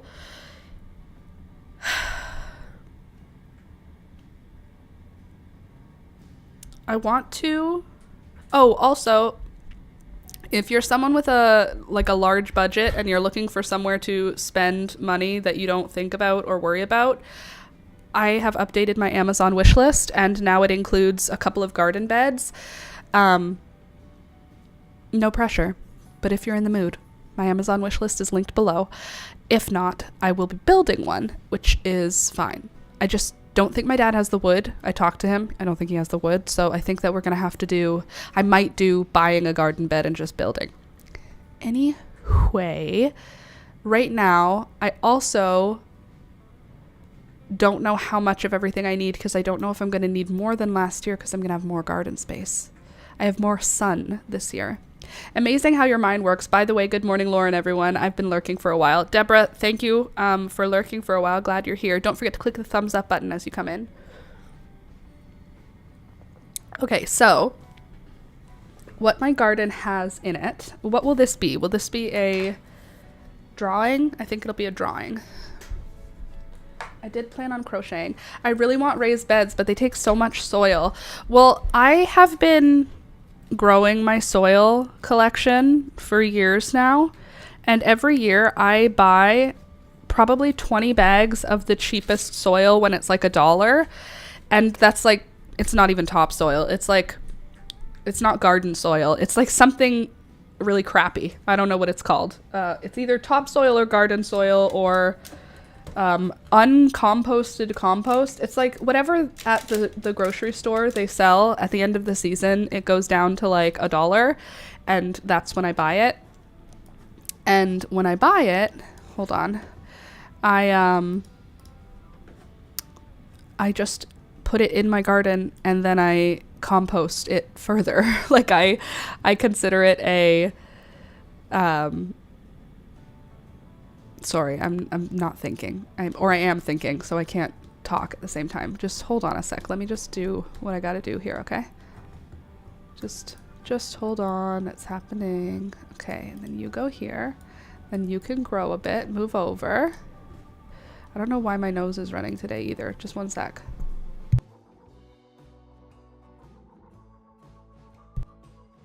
I just didn't want you to hear that. I had to sniff my nose. Okay, there we go. All right, that should be good. Now you should be able to sort of see what I'm doing, hopefully. Thunder, you're a little in the way, big boy. That's great. That's what I need to do. My space is very landscaped, so I can't really have a big old pile like I would at my own place. I use my grandpa's yard to garden. Yeah, so I just put it in my garden beds, and then over winter I add onion peels and eggshells and like all kinds of things. And and coffee grounds and orange peels and apple cores and just whatever. This year I added some fur from the fur coat. I added bits of cotton fabric that had like edges of things, only if it was 100% cotton. And then I just sort of let it rot in the garden over winter. And then in the spring, I turn it all over. And usually it's like beautiful black soil by spring. I don't know if that's like me having really good luck or if that's just science, but that's what I do. I do it in the pots. I do it in pots. All of the pots have some kind of composting happening inside of them. But yeah, in the spring, it's usually better quality soil. And then in this spring situation, I'm going to be adding some amendments. So my plan is going to be fertilizing with like some manure in the spring, chopping that in just to like get it to be more nitrogen-y. And then I'm also going to do fertilizing this summer. I'm going to get more fertilizer, maybe like worm castings or some kind of liquid that I can pour on. But I'm pretty sure my soil's okay. And I have a lot of it, so I can move stuff around. Like if I could get another garden bed, I think I could sort of jerry-rig my soil to fit in all of the things. That being said, if I have to buy $20 worth of cheap soil again, I'll do that. And I just sort of cut it in so everything gets a little bit of it. But I'm trying to think, like, if I was doing a garden bed last year, I kind of organized it. But this year I feel like I have so many colors, I don't know how to organize it. Like I know where my marigolds will go because I know how they grow. And I know like amaranth is going to be tall, so it'll be in the back. Zinnias get tall, so they're in the back. But I don't know if I want to do like, maybe the red marigolds will go with the apricot status, and then the yellow marigolds will go with the red zinnias. I don't know what I want to do color story wise. It's obviously going to be mostly green, but I don't know what's gonna have the most impact, you know? It's hard to know. I have that backyard overhead. 1 second. Oh, by the way, my oxalis is doing really well now. Since we repotted it and watered it and put a little cozy on it. Look how cute it's looking. This one has all the colors in it. I didn't even know that. But isn't she cute? She's got the little, hold on, where are you? The little variegated kind. It's not actually variegated, it's just one of the pattern availabilities of oxalis. You can see they're like, got the little design. And then it's this, got the straight green ones also. Then we've also got the purples. Aren't they pretty? There's only a few purple. Oh, a 4-leaf clover. Hey, Alex. A 4-leaf clover. One sec. What? A 4-leaf clover is growing in my clovers. Oh, nice. Look. It's got 4 leaves. Quattro. Cool. Anyway, my oxalis is doing well. It usually starts to do well at this time of year, which is super. And then I transplanted my purple one, and she's coming up too. Happy birthday. Look at happy birthday.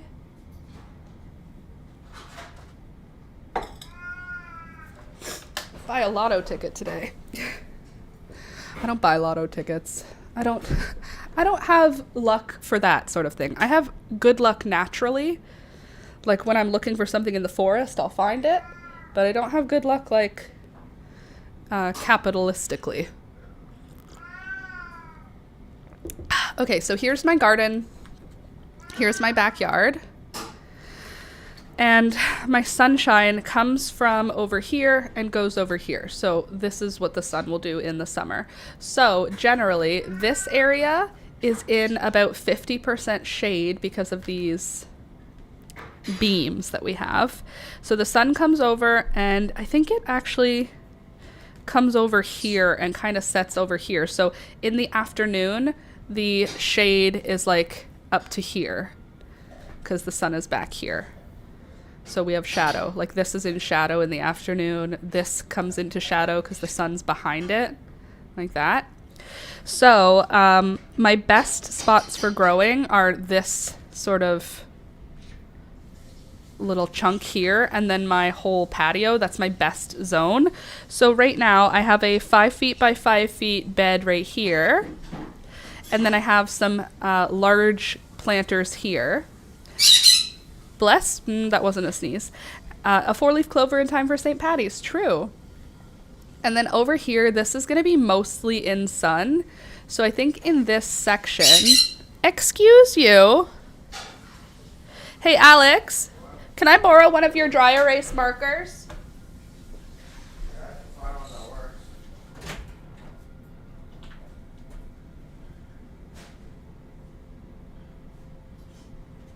Thank you.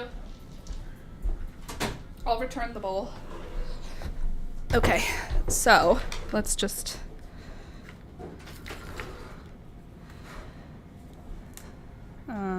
no. Okay, so...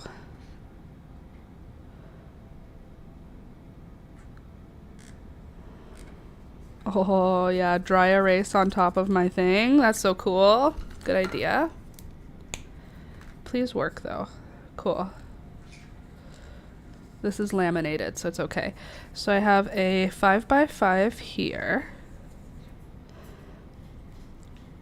This is the area that we need to replace the thing for. Okay, and then under here, we'll be able to fit stuff. There's a beam here, so there's nothing to plant there, but we can do... why are you not working? How about you? Do you work? Okay, so we can plant stuff here.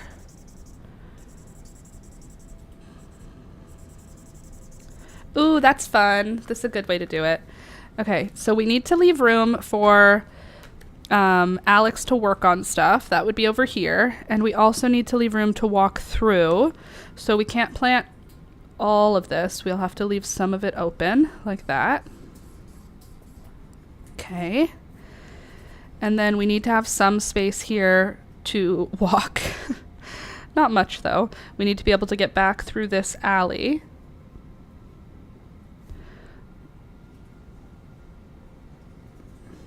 Okay. Like this. And then we'll have spots to get through on this side. So that means right here, we should be able to come up like this. And then these usually have big planters in. I'm just trying to color every space I know I can plant in.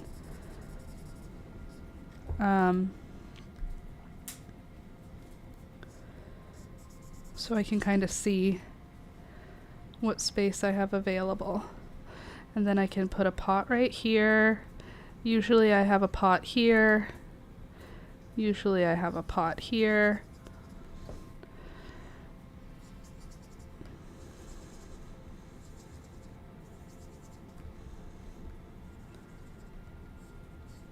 Okay. There. Okay, so those are all the spots that are kind of like best for gardening in. I wonder if the blue works, so I can do no gardening zone. No, the blue doesn't work. Why would it work? How about the newer blue? So the blue is going to be spots I can't plant. Please don't be a permanent marker. Okay, dry erase. Good. Hello, Rohan. Welcome.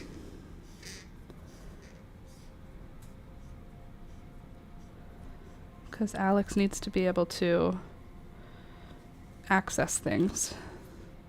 So there's like no plant zones.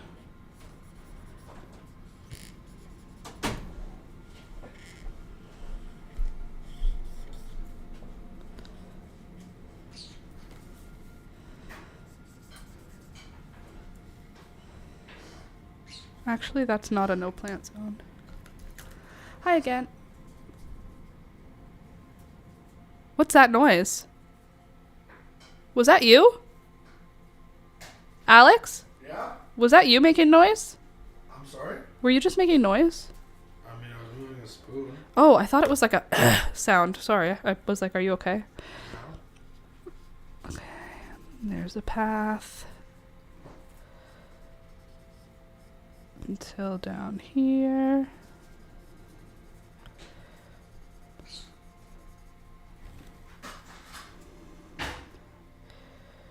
No plants in this zone.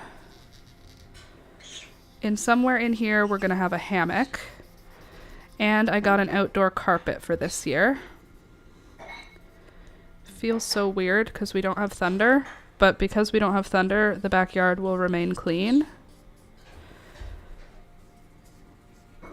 At least that's the plan.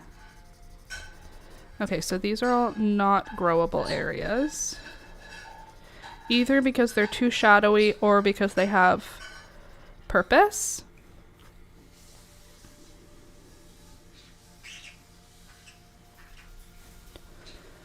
And everywhere else should be okay. Hi again, I got interrupted by something. Well, welcome back. Okay, and now on this side, nothing goes here because it's shadowy.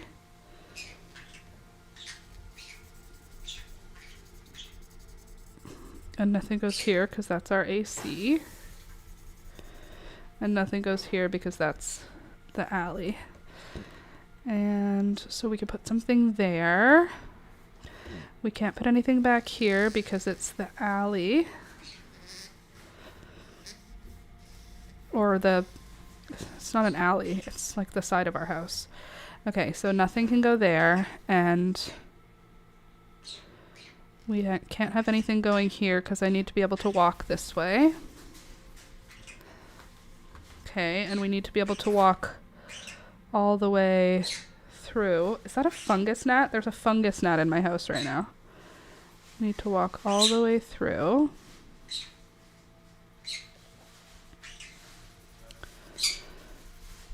But pretty much everything other than that is grow safe. Safe for growing, right? So come out of the door is here. This will all be planted, so I can actually color all of this green except for the path.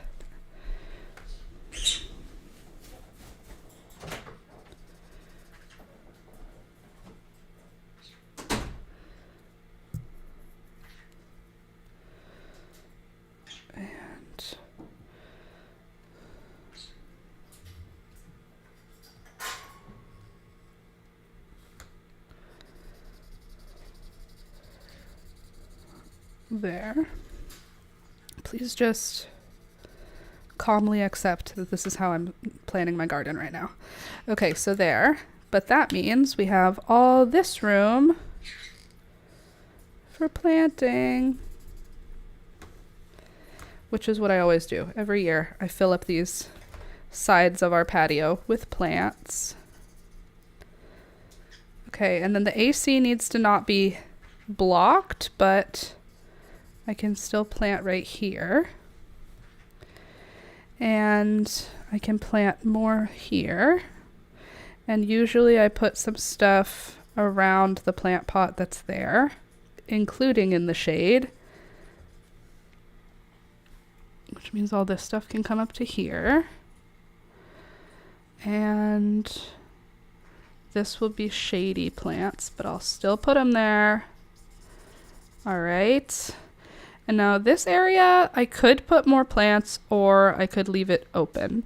I think I'll put more plants. And then this whole zone will be planted. Cool, right? Cool. That works. And then I think I will do plant pots just up to here though. So I won't put anything there, which means I can color it blue for do not plant.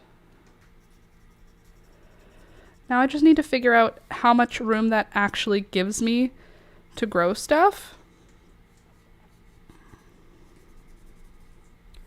Each one of these is 3 by 3, each one of the little squares. So that's roughly my amount of grow space right now. So 3, 6, 9, 9 by 6, right? And then 12 by 6 or 9 by 9. And then, yeah, this is, you understand. This is my grow space. And somehow I need to fit in over 100 varieties of flowers into that grow space. Do you think it's possible? I think it's possible. I think we'll be fine. We'll be fine. The frustrating thing is that I know that I'm going to go to the garden center and I'm going to see plants that I want to grow and I'm going to buy some. And then I also know that I'm going to go to my mom and dad's house and I'm going to see plants that I want to grow and I'm going to bring some home. Okay, I have to pee, so you guys watch my pets for me. I'll be right back. I'll turn the music up and I'll turn my volume down. Don't go anywhere unless you want to go grab a coffee or go for a bathroom break, and I'll be right back for us to figure out what we're going to do next.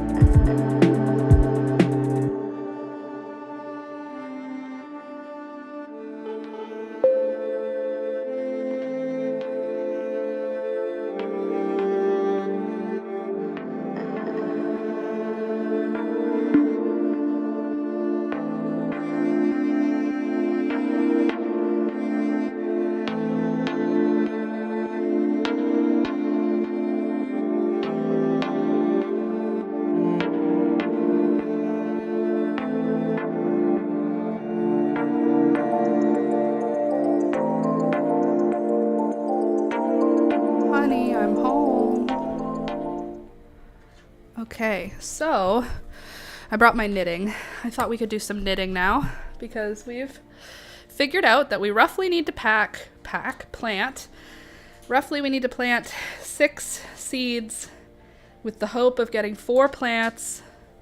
Some will need more than that and some will need less, but that's a good average to consider, which will leave us with 200 something plants, which should fill the garden.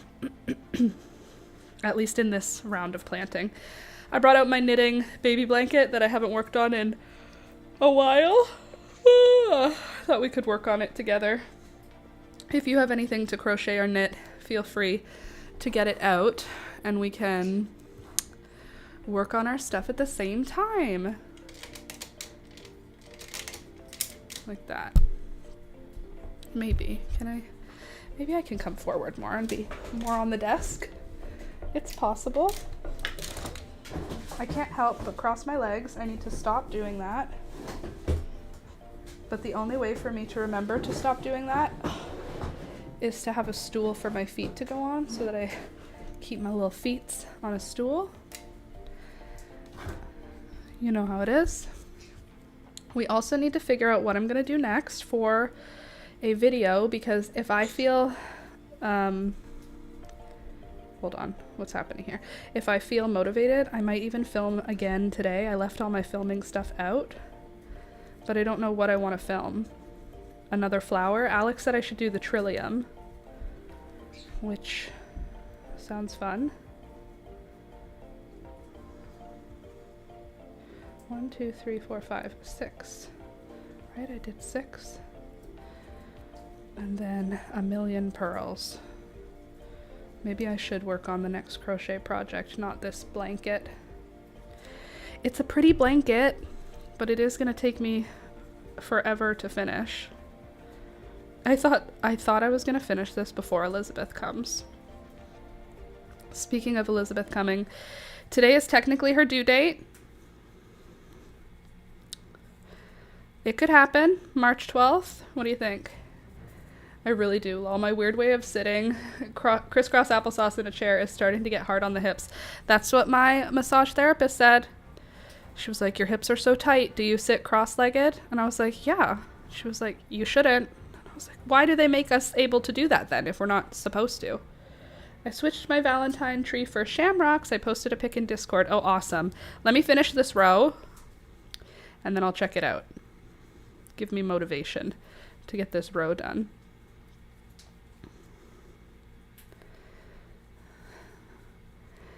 Literally though, Melanie. I think it will be Saturday. You think so? I don't know what I think anymore. I thought I knew it was going to be last Friday, and it didn't happen. They even changed her due date, which is so crazy. She had a midwife appointment yesterday or the day before or something, and they changed her due date. So her due date has been March 12th this whole time, and then she went on this week, and they changed her due date to the 18th, which is weird because the 18th is the first due date that I have written in my calendar. Like when we found out she was pregnant, I did the math and I was like, you're due on the 18th. And she was like, nope, I'm due on the 12th. And I was like, I'm pretty sure it's the 18th. I did the math. I counted. And the whole pregnancy, it's been the 12th. And now they've changed it to the 18th. So what sucks for her is they said she can stay pregnant a week longer than her due date because she doesn't have any risk or any high risk things. Oh, that's Alex. I thought it was the birds. Anyway, so she could still be pregnant for 2 weeks, which is crazy. I can't even imagine her poor self. That's what happened with me. I was a week late arriving, not giving birth. Yes. Well, we'll see if little Elizabeth is gonna wait around, but we keep trying to be good to my sister and saying like, oh, imagine she's gonna be so cute because she'll be fully cooked. Like she's gonna have everything's gonna be fully finished because she'll be all the way. Midwives do the calculations since the first day of her last cycle. Well, I don't know how the due date changed, but the due date changed. And now it's March 18th. And so now technically she's a week before her due date, even though today was supposed to be her due date. The conception is actually later than that, which is weird.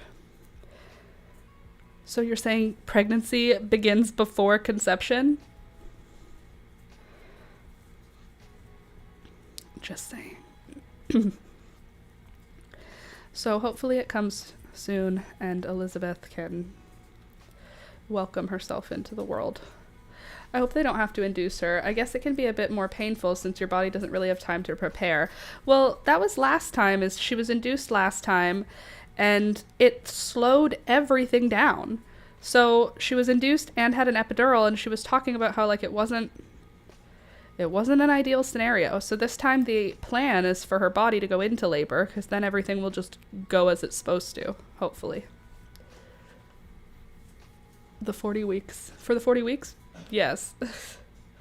It is weird. It usually speeds everything up.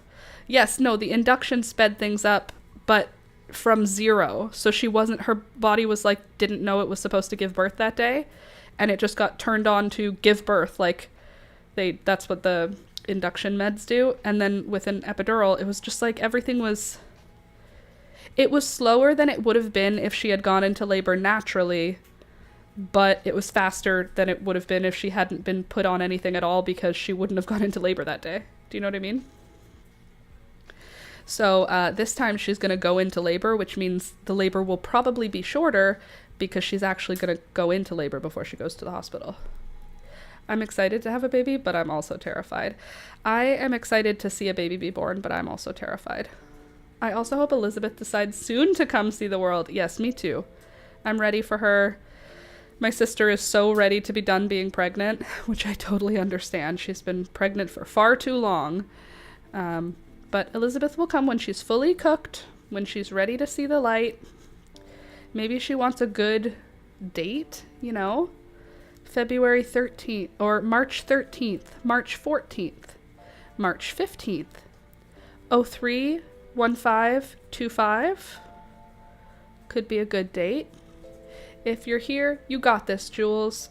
I don't think she's here. She's probably, if she can get any rest, she's probably resting. I don't think she can get very comfortable right now, so I don't think she's having a great amount of resting, but I hope she's at least physically not exerting herself. Also, second baby is usually easier. Usually. Yeah, hopefully. That's hopeful. That's what I'm hopeful for. 2, 4, 6. Well, because she knows what's going to happen, more or less, I feel like it'll be easier, but it's going to be a completely different experience because no induction. Which makes the waiting game so annoying, because it's like you really don't know the day your baby's coming. It could come any day. You just have to be ready for it. That's crazy. All right, I finished a row. That took a while. Now let's get us into the Discord. Excuse me, Discord. If you would like to join our private Discord server, by the way, you are more than welcome to do that. There are links in the description box down below. And in those links, there's one to our Discord, or there's one to my Patreon. When you join the Patreon, you get access to this Discord, which has all these different pages, and in the different pages, there's different stuff going on. So in like the plants, oh, I'm clicking on the wrong screen. In the plants Discord, we've got all different stuff about plants. Like, look, seeds came, yay. Oh, I'm happy, Alana. Got my seeds, thank you. And then V showing us the beautiful dentist office plants of my dreams. Anyway, in live stream, Deborah is showing her St. Patrick's Day tree. She had a Christmas tree and then a Valentine's Day tree and now a St. Patrick's tree. How cute is that? With little gold coins on the table. That's so cute. Oh, you guys can't see that. Hold on, let me try and show you. See, little gold coins on the table. So cute. Excuse me. Ugh. I'm gonna spread one of the packets of my seeds everywhere around town in ugly places and the other one in my own garden. I've been having a heck of a time getting it to open, and Patreon does not see me as a paid member. You've been having a hard time getting Discord to open? Oh, that sucks, Candace. Hold on a sec. You're still in here, right? Candace. Invite. There. If you open Discord, Candace, you'll have an invite just in case you're not in. I don't see you right now. Candace. Oh, that's weird. You're not in here. Oh, yeah, you are. There you are. You're in here. I still see my payments come out. Well, that's Patreon, but Discord is a separate thing, right? Let me see. Hold on a sec. Please hold.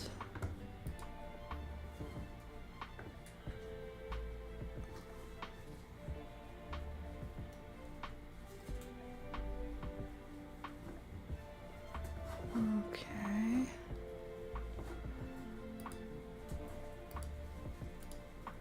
Good. Now I want to go to inbox. Hold on a sec. Please just, everyone, stay calm. Don't panic. We're gonna be a-okay. There you are, Candace. Here. In case you're not in, you can, there's a link for you again to the Discord in case you haven't been able to get in. I sent it to you in Facebook. Hopefully that will help. What was I gonna do? Oh yeah, start working on a trillium. So you guys know what a trillium looks like? Do ya? Don't worry, I drew a picture. Also, here's my little iris. Cute. And then here's my trillium. Cute, right? So for the trillium, am I gonna work that way? Or am I gonna work this way?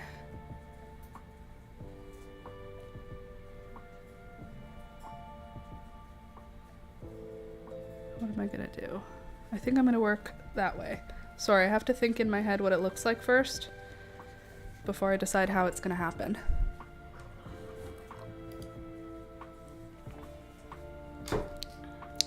I love how they probably named it because there's groups of 3 leaves. It's like an allium, right? Because onions are a bulb and they're called alliums. It's like an allium, right? Yeah, but it's like an allium that has three petals. A tri-allium? A triple allium. A trallium. How about a trillium? Okay, so like a triple allium, totally. So if I start 1, 2, 3. Let me think. I want the lines to go that way. But if I work that way, I'll have to do an increase at the end and then a decrease. Fine. So if I start with 3, that'll be my side. What shape are they? Hold on, let me just think. Sometimes it takes a sec. Okay, if I start down here, then I can add on one side, add on the other. Remove on one side, remove on the other. Right? Right. Okay, let's see if that works. So I started with 3. I'll start with a chain of 4. I'll single crochet 1, 2, 3. Oops. Okay. And then I'll chain 1. Well, that's odd. It said I cannot accept the invite. Lol, the nerve. Candace, what is happening here? I even sent you a specific invite.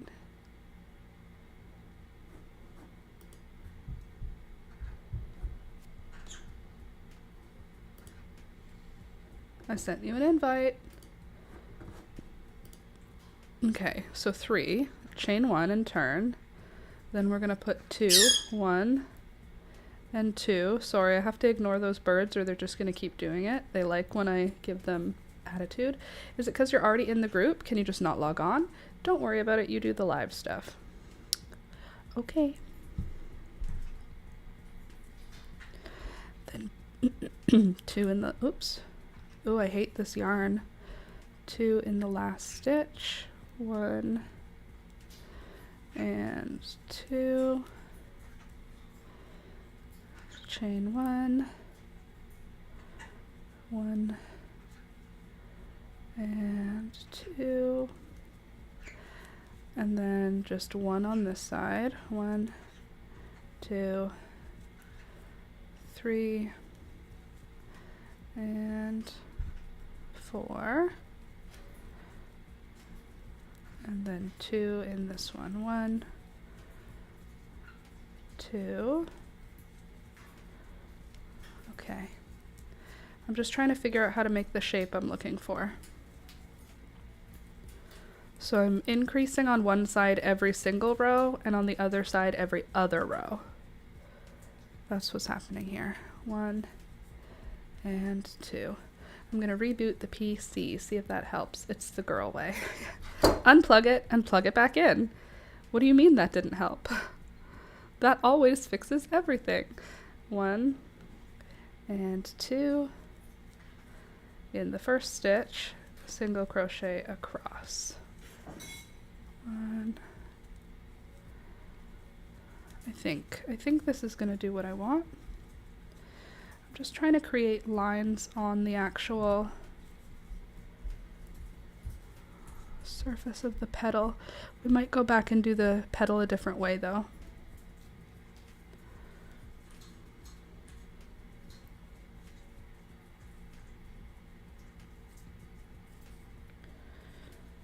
It's kind of working. If we have this as the side of the petal, imagine. And then we're increasing often on one side and then less often, no, often on one side, less often on the other to create, I think it's gonna work. I think I know what I'm doing. So we put 1 increase on one side, just, I think I know what I'm doing, you know? Yep, you're already in the server, Candace. It won't let you accept the invite again, probably. Oh. I don't know anything. Also, tomorrow, I don't know if the weather is the same.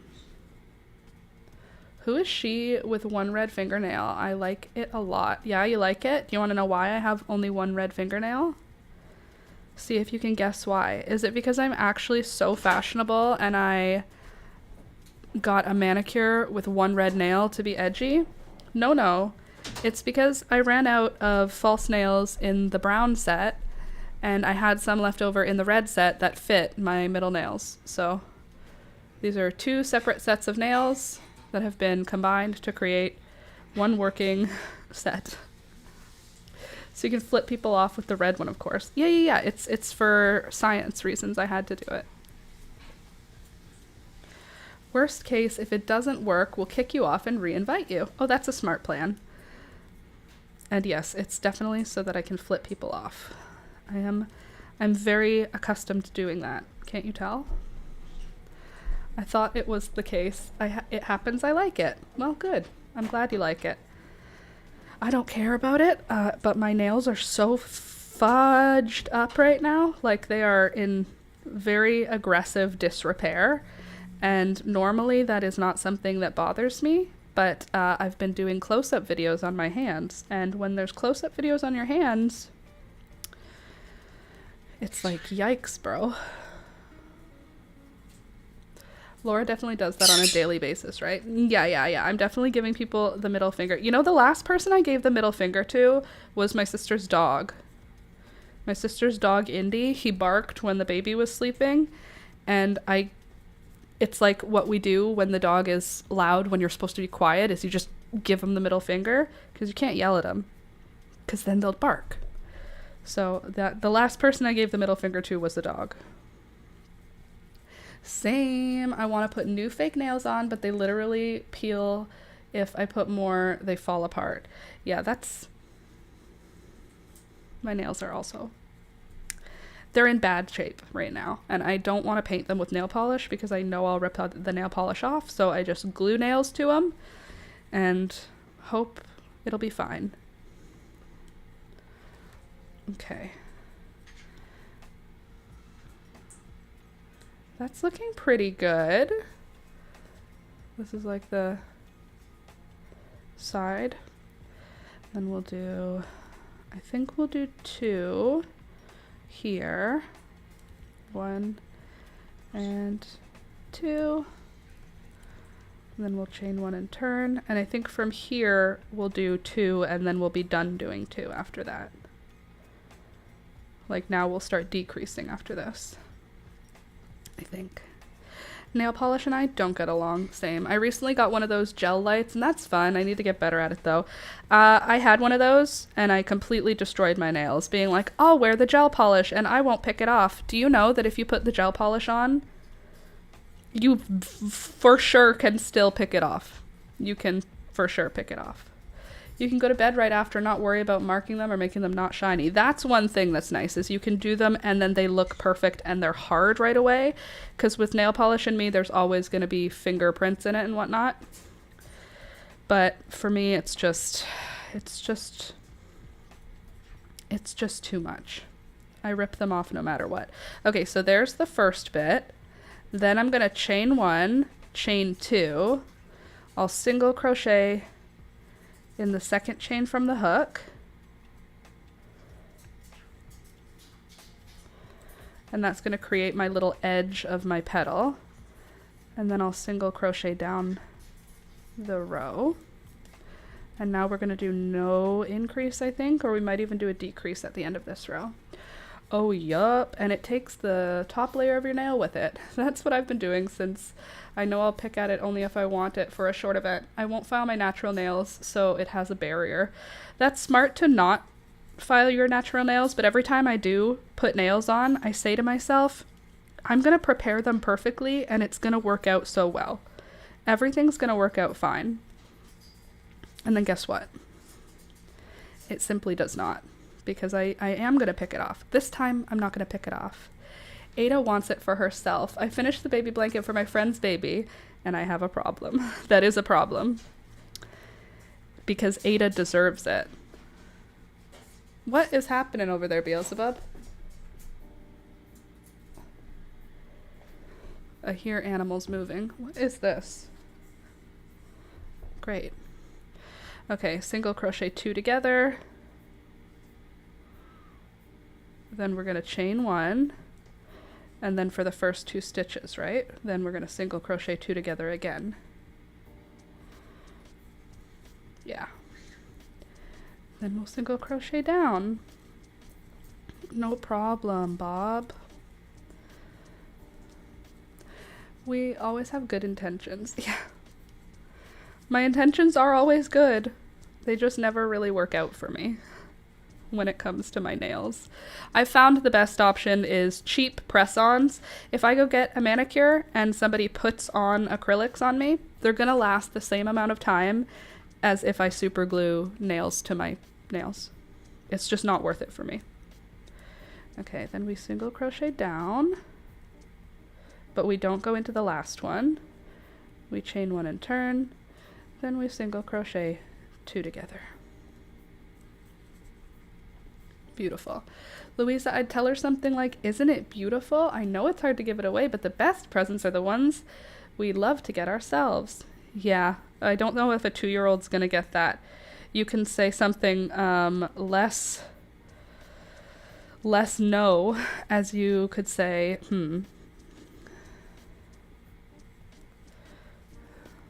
Let me think. What would I say to Alistair if he said that's mine? Say,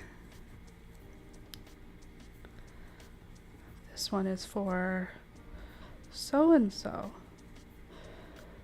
If you had a blanket, what color would your blanket be? I'm trying to think like what I would say to Alistair to get him off the idea that it's not his. This one is blue. This is for Benny. If you got one, what color would you want it to be? And then she can say, I would want blue. Would you want yours to be light blue like Benny's or dark blue? Look who's back. Me, girl power. Hey, any luck with Discord, Candace?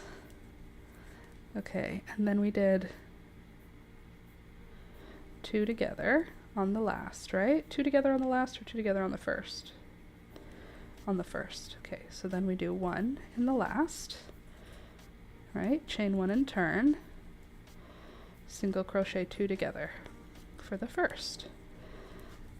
Because now we're going to have 2 different decreases happening. Do you see what's happening? This is the side of the petal. I think it's going to work.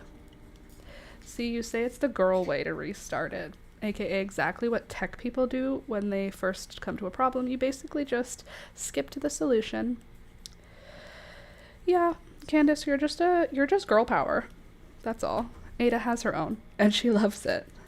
She wants to keep this one. And you could say, oh, this one is for this child. Do you know where your blanket is? Can you show it to me? I'm trying to think of... I got nothing. Maybe you should just give it to Ada. Maybe that's the problem, is that Ada just needs it. She needs it more than you. She deserves it. She's earned it. You're basically an IT technician. Yeah, Alex doesn't have a job now because of you, Candace. You basically replace the IT sector. 1 and 2. 1, 2,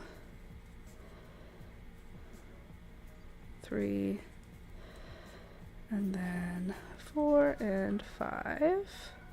We're almost back down the triangle here. I think we're actually done at this point. 1 and 2. So that's 1, 2, 3, and 4. We need it to be 3. How did we get to this point?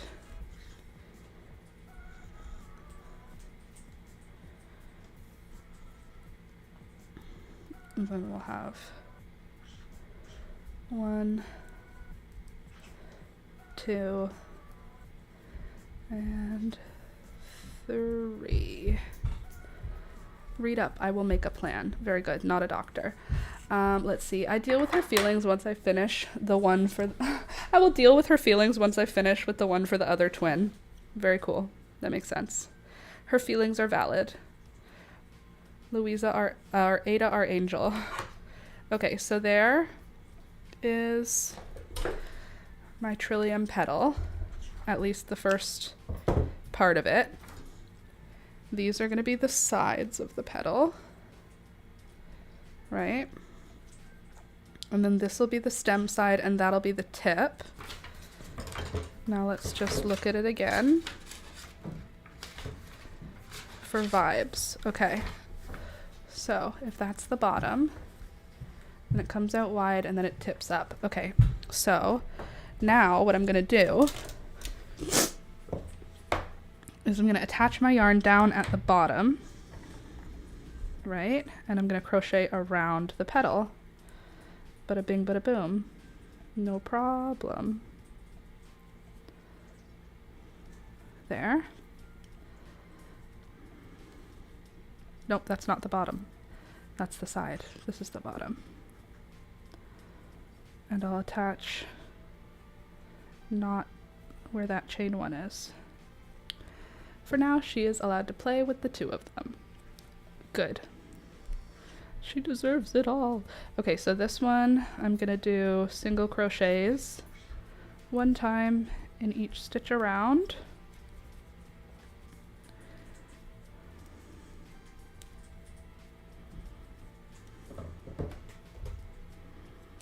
Oh, trilliums, aren't they so pretty?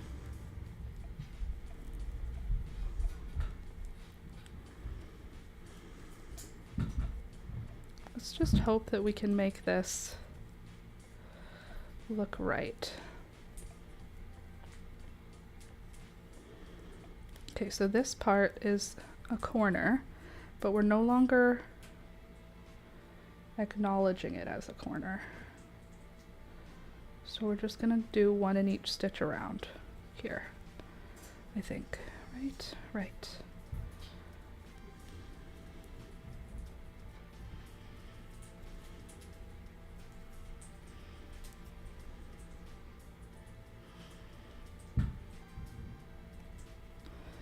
All right.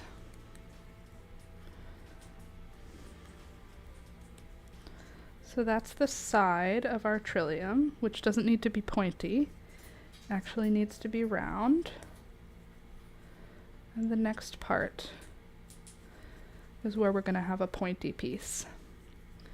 Laura, you got to look at Ada's painting in Discord. Ada's painting? Your baby makes art? She's supposed to just be an infant. That has been driving me nuts for the last 2 days. I don't know why, but the youngest child is home. Maybe he's sick. And he stomps around and shakes the house with his stomping. He's like 5. And maybe he's younger than 5. He might be 4. He goes to something like school, so maybe he is 5. All I know is, it's too loud. Please stop. Okay, there's that. And now we're at the point, the top. So in the point, we'll do half double crochet. Then we'll do a double crochet.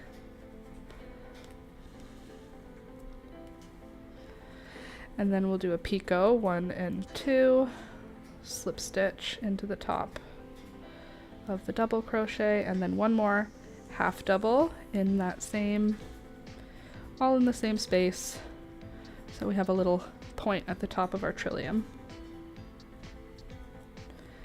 There's this musical that I remember my grandpa had playing at his house at some point in my past, and there's this song in it, and I don't know if it's from Singing in the Rain, or I don't know what the musical is, but there are people dressed up, a bunch of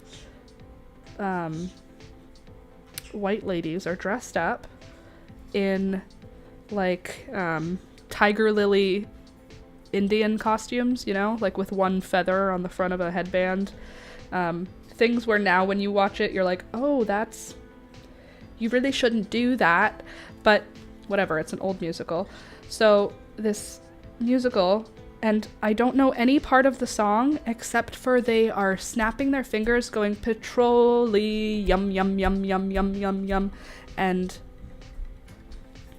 when I see the word trillium, I think trillium, yum, yum, yum, yum, but I don't know what the musical is. It might be Singing in the Rain, but it could just be any old-timey musical, and I've searched the words petroleum, yum, yum, yum, thinking that maybe the lyrics of the song would help me find the song, but that's the only lyric I know, and it doesn't help me. And if you Google, like, woman dressed up as Indian singing about petroleum, that's not what comes up. And I need to search it one more time right now. You guys just need to hold still, okay? Musical. Musical song. Petroleum. Yum, yum. Let's see if the internet knows now.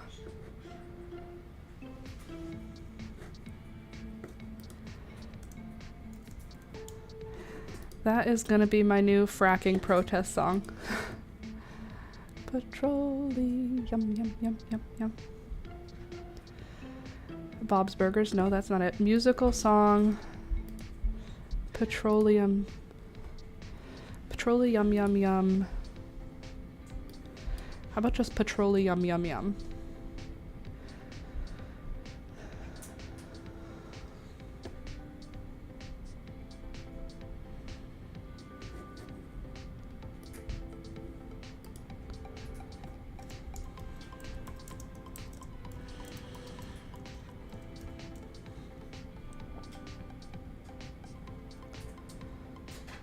Okay, let's see. Musical with woman dressed as Indians. Peter Pan? No. It wasn't Peter Pan. When would it have been? It was a movie musical because I would watch it with my grandpa. Movie. Movie musical with women dressed as Indians. And it's an old movie musical because they would have been called Indians in that movie.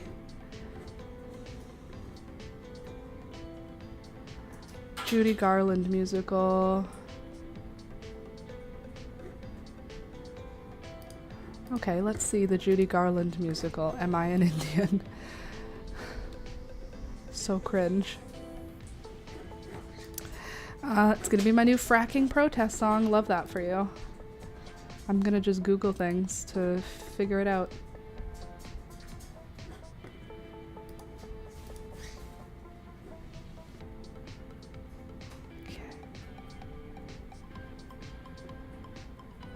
Okay, I have to mute me for a sec so that you guys can't hear what I'm about to hear.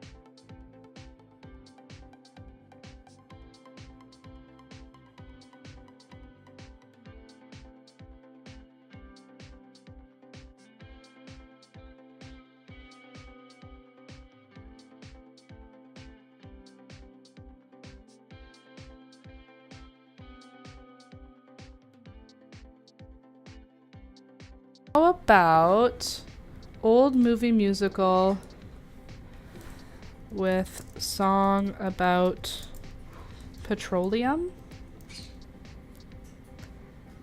Slide some oil to me. There's no way that that's a thing. What the heck? Listen to this, Alex. What? There's a movie called Slide Some Oil to Me. Sorry? There's a movie called The Wiz from 1978. Okay. And the Tin Man in that movie, his name is Nipsey Russell. That's weird. I know, I've never seen that before, and it just made me think, Yeah. do you think maybe he saw that name and changed it? Maybe. Nipsey Hussle? The Tin Man? Maybe. Well, let's see who the Tin...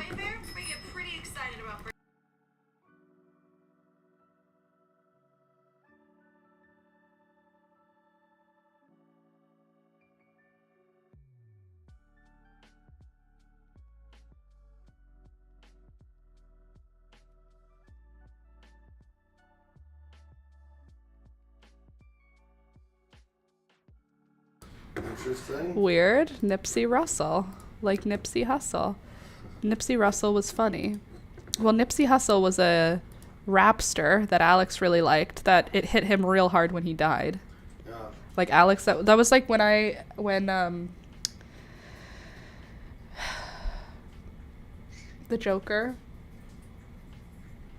Heath Ledger, when Heath Ledger died, I think that was my first celebrity that I felt like sad about. I think that was my first celebrity I felt sad about too. Where I was like, wait, what? And then Nipsey Hussle was your like big one. Like in front of his store. Ugh, I know. Ugh. Song with lyrics. Petroleum, yum, yum, yum, yum, yum, yum. I know, I'm not crazy. It doesn't exist, but I know it does.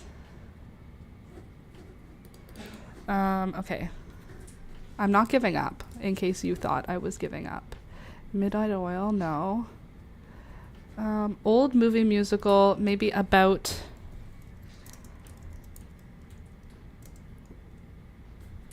About Indian petroleum? Okay, let's see. Is that a thing? 1950s? No, it's...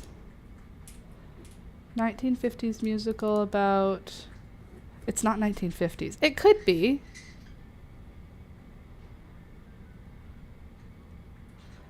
Old movie musical about...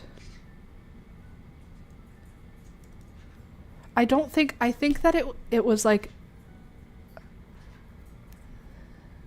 Not Grace Kelly. Gene Kelly? Gene Kelly and some blonde lady. Old movie musical with a song featuring women dressed as Indians. I have to use the word Indians because that's what it would have been in the movie. You know what I'm saying? I know they're indigenous people, but I'm not crazy. I know it exists.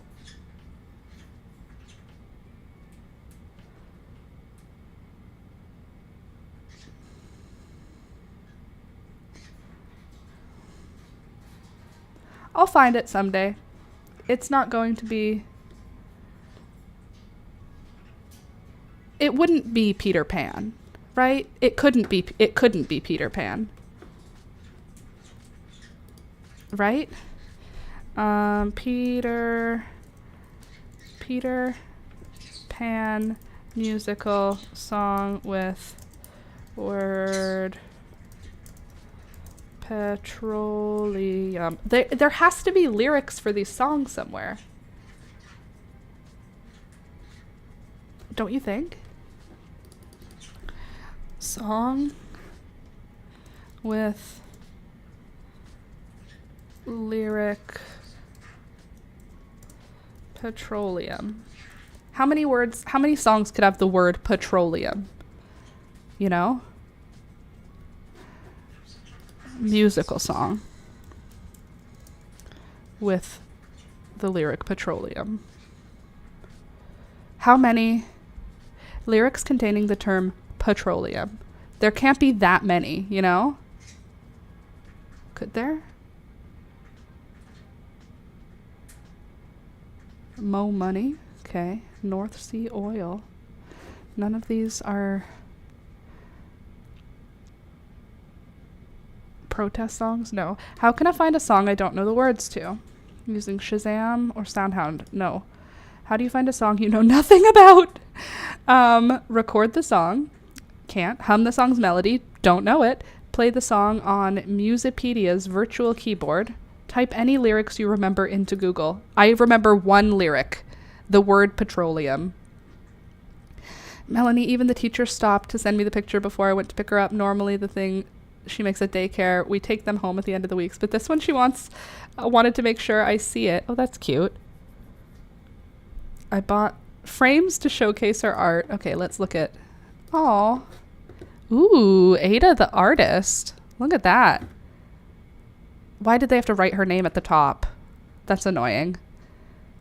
It's fine because, like, it is who made it. But that's a pretty piece of art. Like, turned this way, it looks like a face. Very, Picasso. Okay. Do you see what I mean? I get into this think and I've still not found it. What are some songs about the oil industry? No, that's not what I want. Songs. Song from a musical with lyric petroleum. Petroleum song lyrics 1865. We don't need it that far back.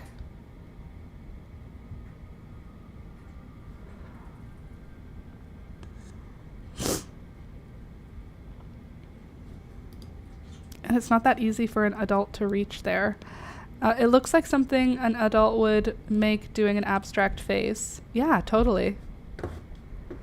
It looks like an abstract face.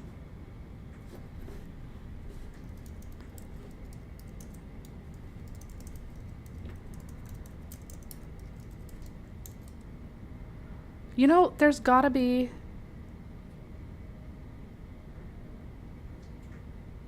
Down in Pennsylvania, there's plenty of, say, petroleum. Okay, how about this? 1912. Let's look. I've struck oil.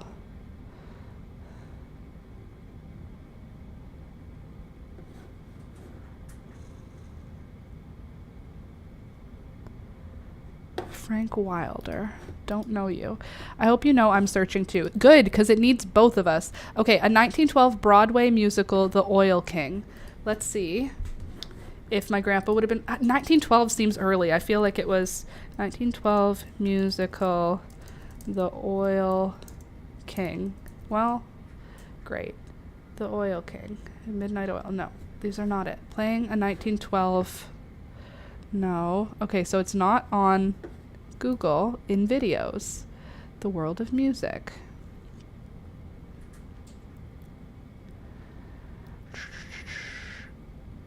I do feel like it was probably 1940s or 1950s. 1940s, 1950s. When was Gene Kelly in movies? Gene Kelly. He was born in 1912. Would you look at that? Singing in the Rain was 1952. So then I'm going to say it was the 40s or the 50s. 1940s, 1950s, musicals, petroleum. Petroleum. List of musicals. What musicals were popular? Great American musicals of the 1950s. That would be what it would be, because my grandpa was definitely into that. 10 great American musicals. Look at how these ladies look. Are you kidding me? Look at these gorgeous, gorgeous girls. Look at these outfits. Okay, 10 of the best places to start. An American in Paris. Who's in this? Of course, Gene Kelly. Singing in the Rain. Also Gene Kelly. Gentlemen Prefer Blondes is in 1953. Carmen Jones, 1954. Where is this about? This is about...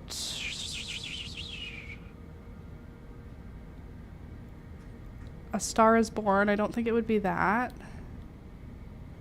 The King and I? No. High Society? Don't know this one. What's the song? Don't know that. Jailhouse Rock? No. Funny Face? No. Silk Stockings? I don't even know that one. But it's Fred Astaire.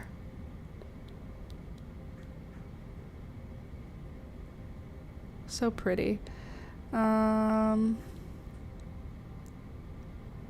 What's Oklahoma about? Okay, let's search this top one that I didn't know. An American in Paris. An American in Paris. Love that. Gene Kelly. An American in Paris. What's the synopsis? Inspired by a poem. Cool.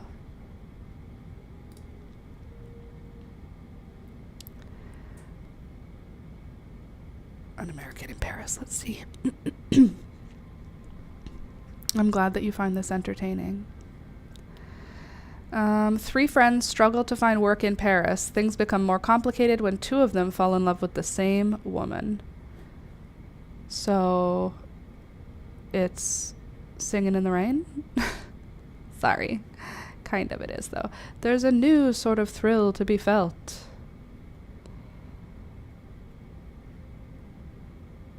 It's just, I don't remember. I just want to know. Hubby's home for brunch. Gotta run. Have a great day. You too. Have a good rest of your day. Petroleum, yum, yum, yum, yum. An American in Paris. Singing in the Rain. I don't think it's from Singing in the Rain. I'm like 99% sure it's not from Singing in the Rain. Singing in the Rain songs. Is there any of them that are performed on stage? All I Do Is Dream of You, Singing in the Rain, Make 'Em Laugh. All I Do Is Dream of You, You're My Lucky Star, Good Morning. Oh, good morning, good morning. Are there any original songs in Singing in the Rain? Wait, all those other ones aren't original songs? Huh? That's weird. I think I'm giving up for today on this. An American in Paris songs. Love Is Here to Stay. No, none of these sound right. Someday I'll find it. Someday it'll come to me. Someday I'll find the correct musical that I'm looking for. Today is not that day. My foot fell asleep. It's fine. How annoying is that, though? That happens to me, I don't know, once every 6 months. I look for that, what is this? This is the bottom. I look for that movie musical, and every single time I never find it. I'll message Discord if I find it. I am so stubborn. If you find it, okay, I'll give you more information. It's a bunch of women dressed like that Tiger Lily Indian costume from the 50s, like a headband with a feather, and like they're dressed in like tan colored short dresses, and there's a bunch of them on a stage, and there's lots of people on the stage. They're performing in the play. They're performing. So in the movie, we're watching a stage performance, and they're singing about something, and then they come up forward and they go petroleum, yum yum yum yum yum yum yum, up towards the camera. That's what I can tell you. And there's maybe 4 or 5 close up to the camera ladies for that section of the song. That's what I got. That's all the information I can provide.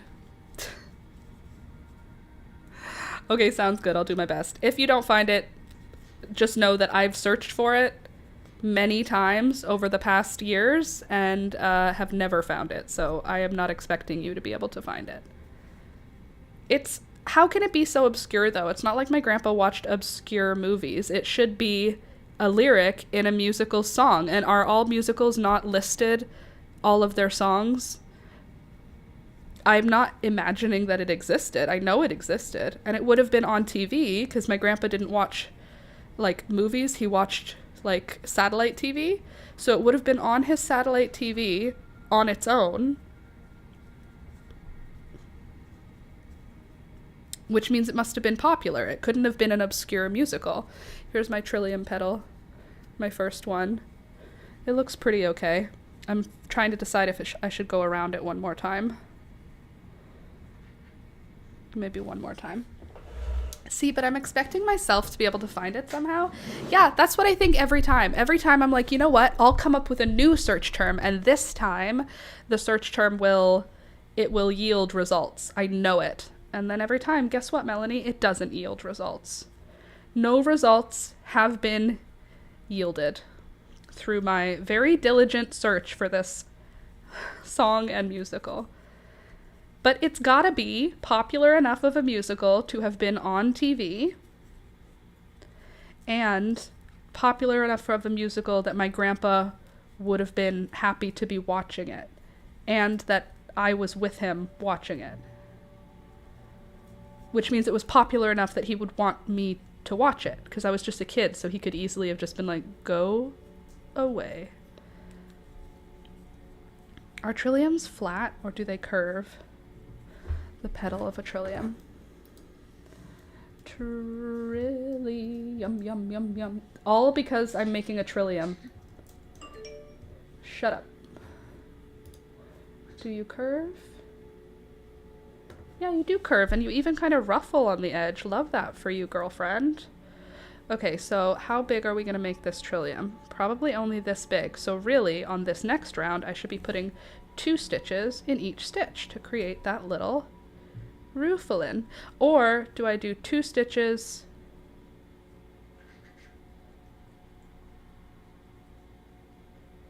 Maybe I do 3 and then 1. You know what I'm saying? 1, 2, 3. 3 single crochets in 1 stitch, 1 in the next. You know what I'm saying? 3 in the next. 1, 2,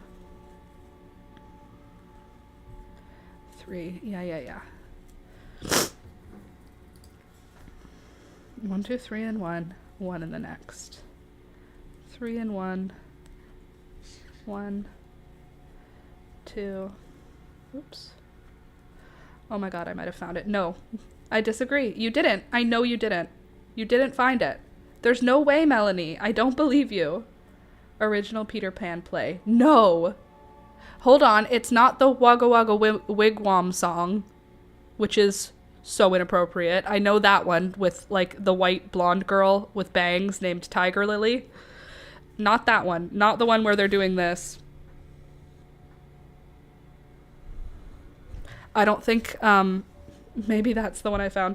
If you watch that one, it will make you disappear into your own skin. That's how uncomfortable that one is to watch. Watch it.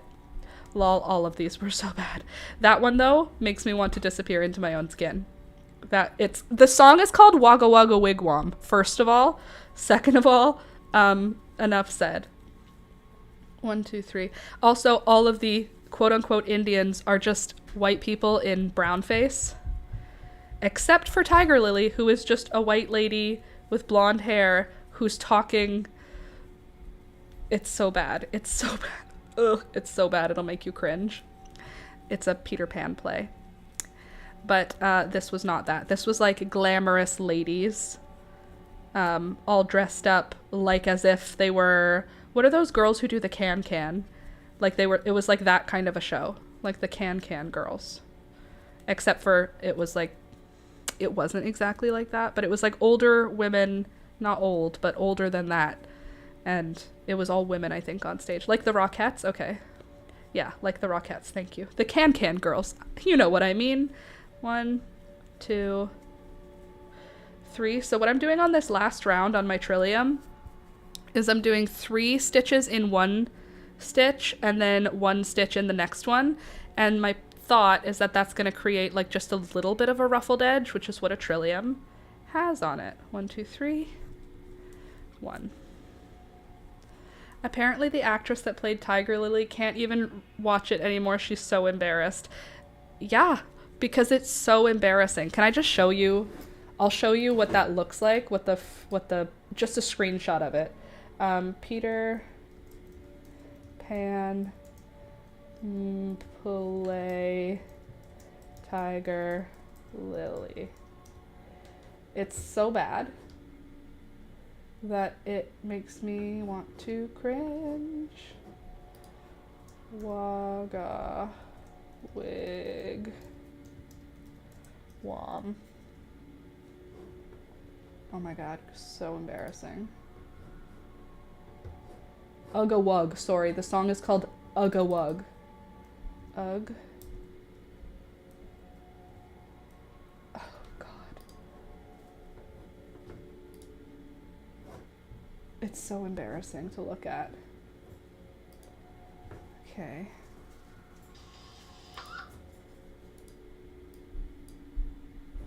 Okay, here, look. Just feast your eyes. Feast your eyes upon this blonde lady with blonde bangs and a blonde braid. I'm gonna turn the audio off because I don't want you to see it, but just here's what they're doing. Hold on, she's gonna start doing some real crazy stuff. Alright, we dancing? That's fine. Dancing's no problem. Dancing's super cool, but you know what's not super cool? No, this is not the right one. This part. Oh god. Ugh. The cringe. My gift to you is all of the cringe. Oh, how this play was so uncomfortable. Anyway, why don't you put the song in Shazam or something to find it? Apparently the actress, oh, I read that already, can't watch it anymore. Good for her. I should try to get it in Shazam, but I only have one word. How do you Shazam one word of a song? Will Shazam help me? 1, 2, 3, 1. Okay, and then I'm going to just do 1 single crochet once I get to where the point is. 1, 2, 1. Okay, and then I'll do single crochet, fine. And then single crochet. I feel like the picot is supposed to be our last stitch here, so oops. That means we have to do another picot, which means on that previous row, we don't need to be doing that. 1, 2, single crochet, and 1 more.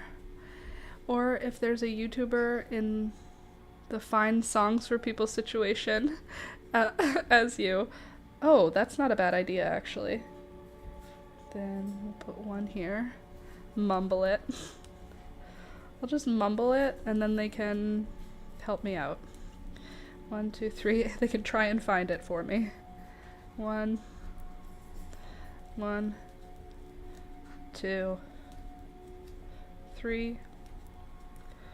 1, 1, 2, 3. After I finish this leaf or this petal, I'll show you what it looks like before I go. I'll finish the petal before I go also. 1, 2, 3. 1, 1, 2, 3. 1, 1, 2, 3. Oh, my hand gets so tired from using this tiny hook with fat yarn. 1, 1, 2, 3. Making ruffles on stuff adds so many freaking stitches. 1, 1, 2, 3. 1, 1, 2, 3. 1, 1, 2, 3. The thing that's confusing me about this and having myself not being able to figure out what the song is, I know a lyric from the song, and all the musicals have the songs written out. So, like, I don't understand how it makes sense. 1, 2, 3. 1, 2. 1, 1, 2. Picot. Peekaboo. Oh, I don't know if you can see behind me. You can't. Behind this shelf on the floor, there's a cat bed now. The green one that we made. And Peekaboo was sleeping in it this morning. I thought I've heard most musical, but that just doesn't ring a bell. Imagine I just like dreamed up this. I didn't just dream it up. I know it in my heart. 1. Look at that. And then 2. 1, 2, 3. Imagine it's just like we were watching a musical and it was like a jingle that was like a commercial. It's not. It was part of the musical. I know what I have in my brain. And your grandpa showed you this? Yes. But it wouldn't have been like a personal collection. It would have been on satellite because he was like an avid satellite user when I was a child. And all of his TV was him on satellite. And when we would go to his house, we would watch mostly just musicals because that's what he watched. Hold on a sec. I'm just gonna try and frill out this edge a bit. Make sure it looks a little ruffled. All right. Trillium petal number 1 complete. Here's my first trillium petal ruffled around the edge. Here's what a trillium should look like. Hold on a sec. Trillium, yum, yum, yum, yum, yum, yum, yum. Okay, so not that, this.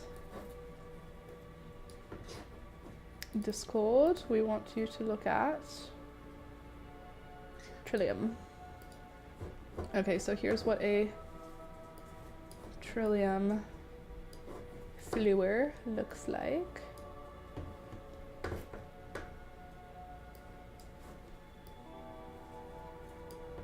Okay.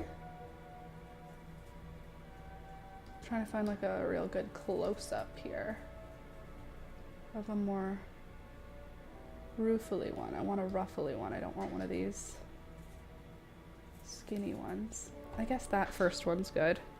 Here's the first petal. That looks close, right? Shape-wise. Then it'll be folded a little bit like this when it is assembled. Trillium flower started. We did it. Well done, everyone. It's our flower from Ontario. No picking allowed. Agreed. No picking allowed. It is a protected species. I think Trillium was a great idea. It is the flower. It is indeed. I thought I'd heard most musicals. Oh yeah, be kind, be safe. Leave a comment later on, y'all. Absolutely, Candace. You know what time it is. I'm headed out. It's 10 after 12. I gotta get to work. Probably filming this Trillium now.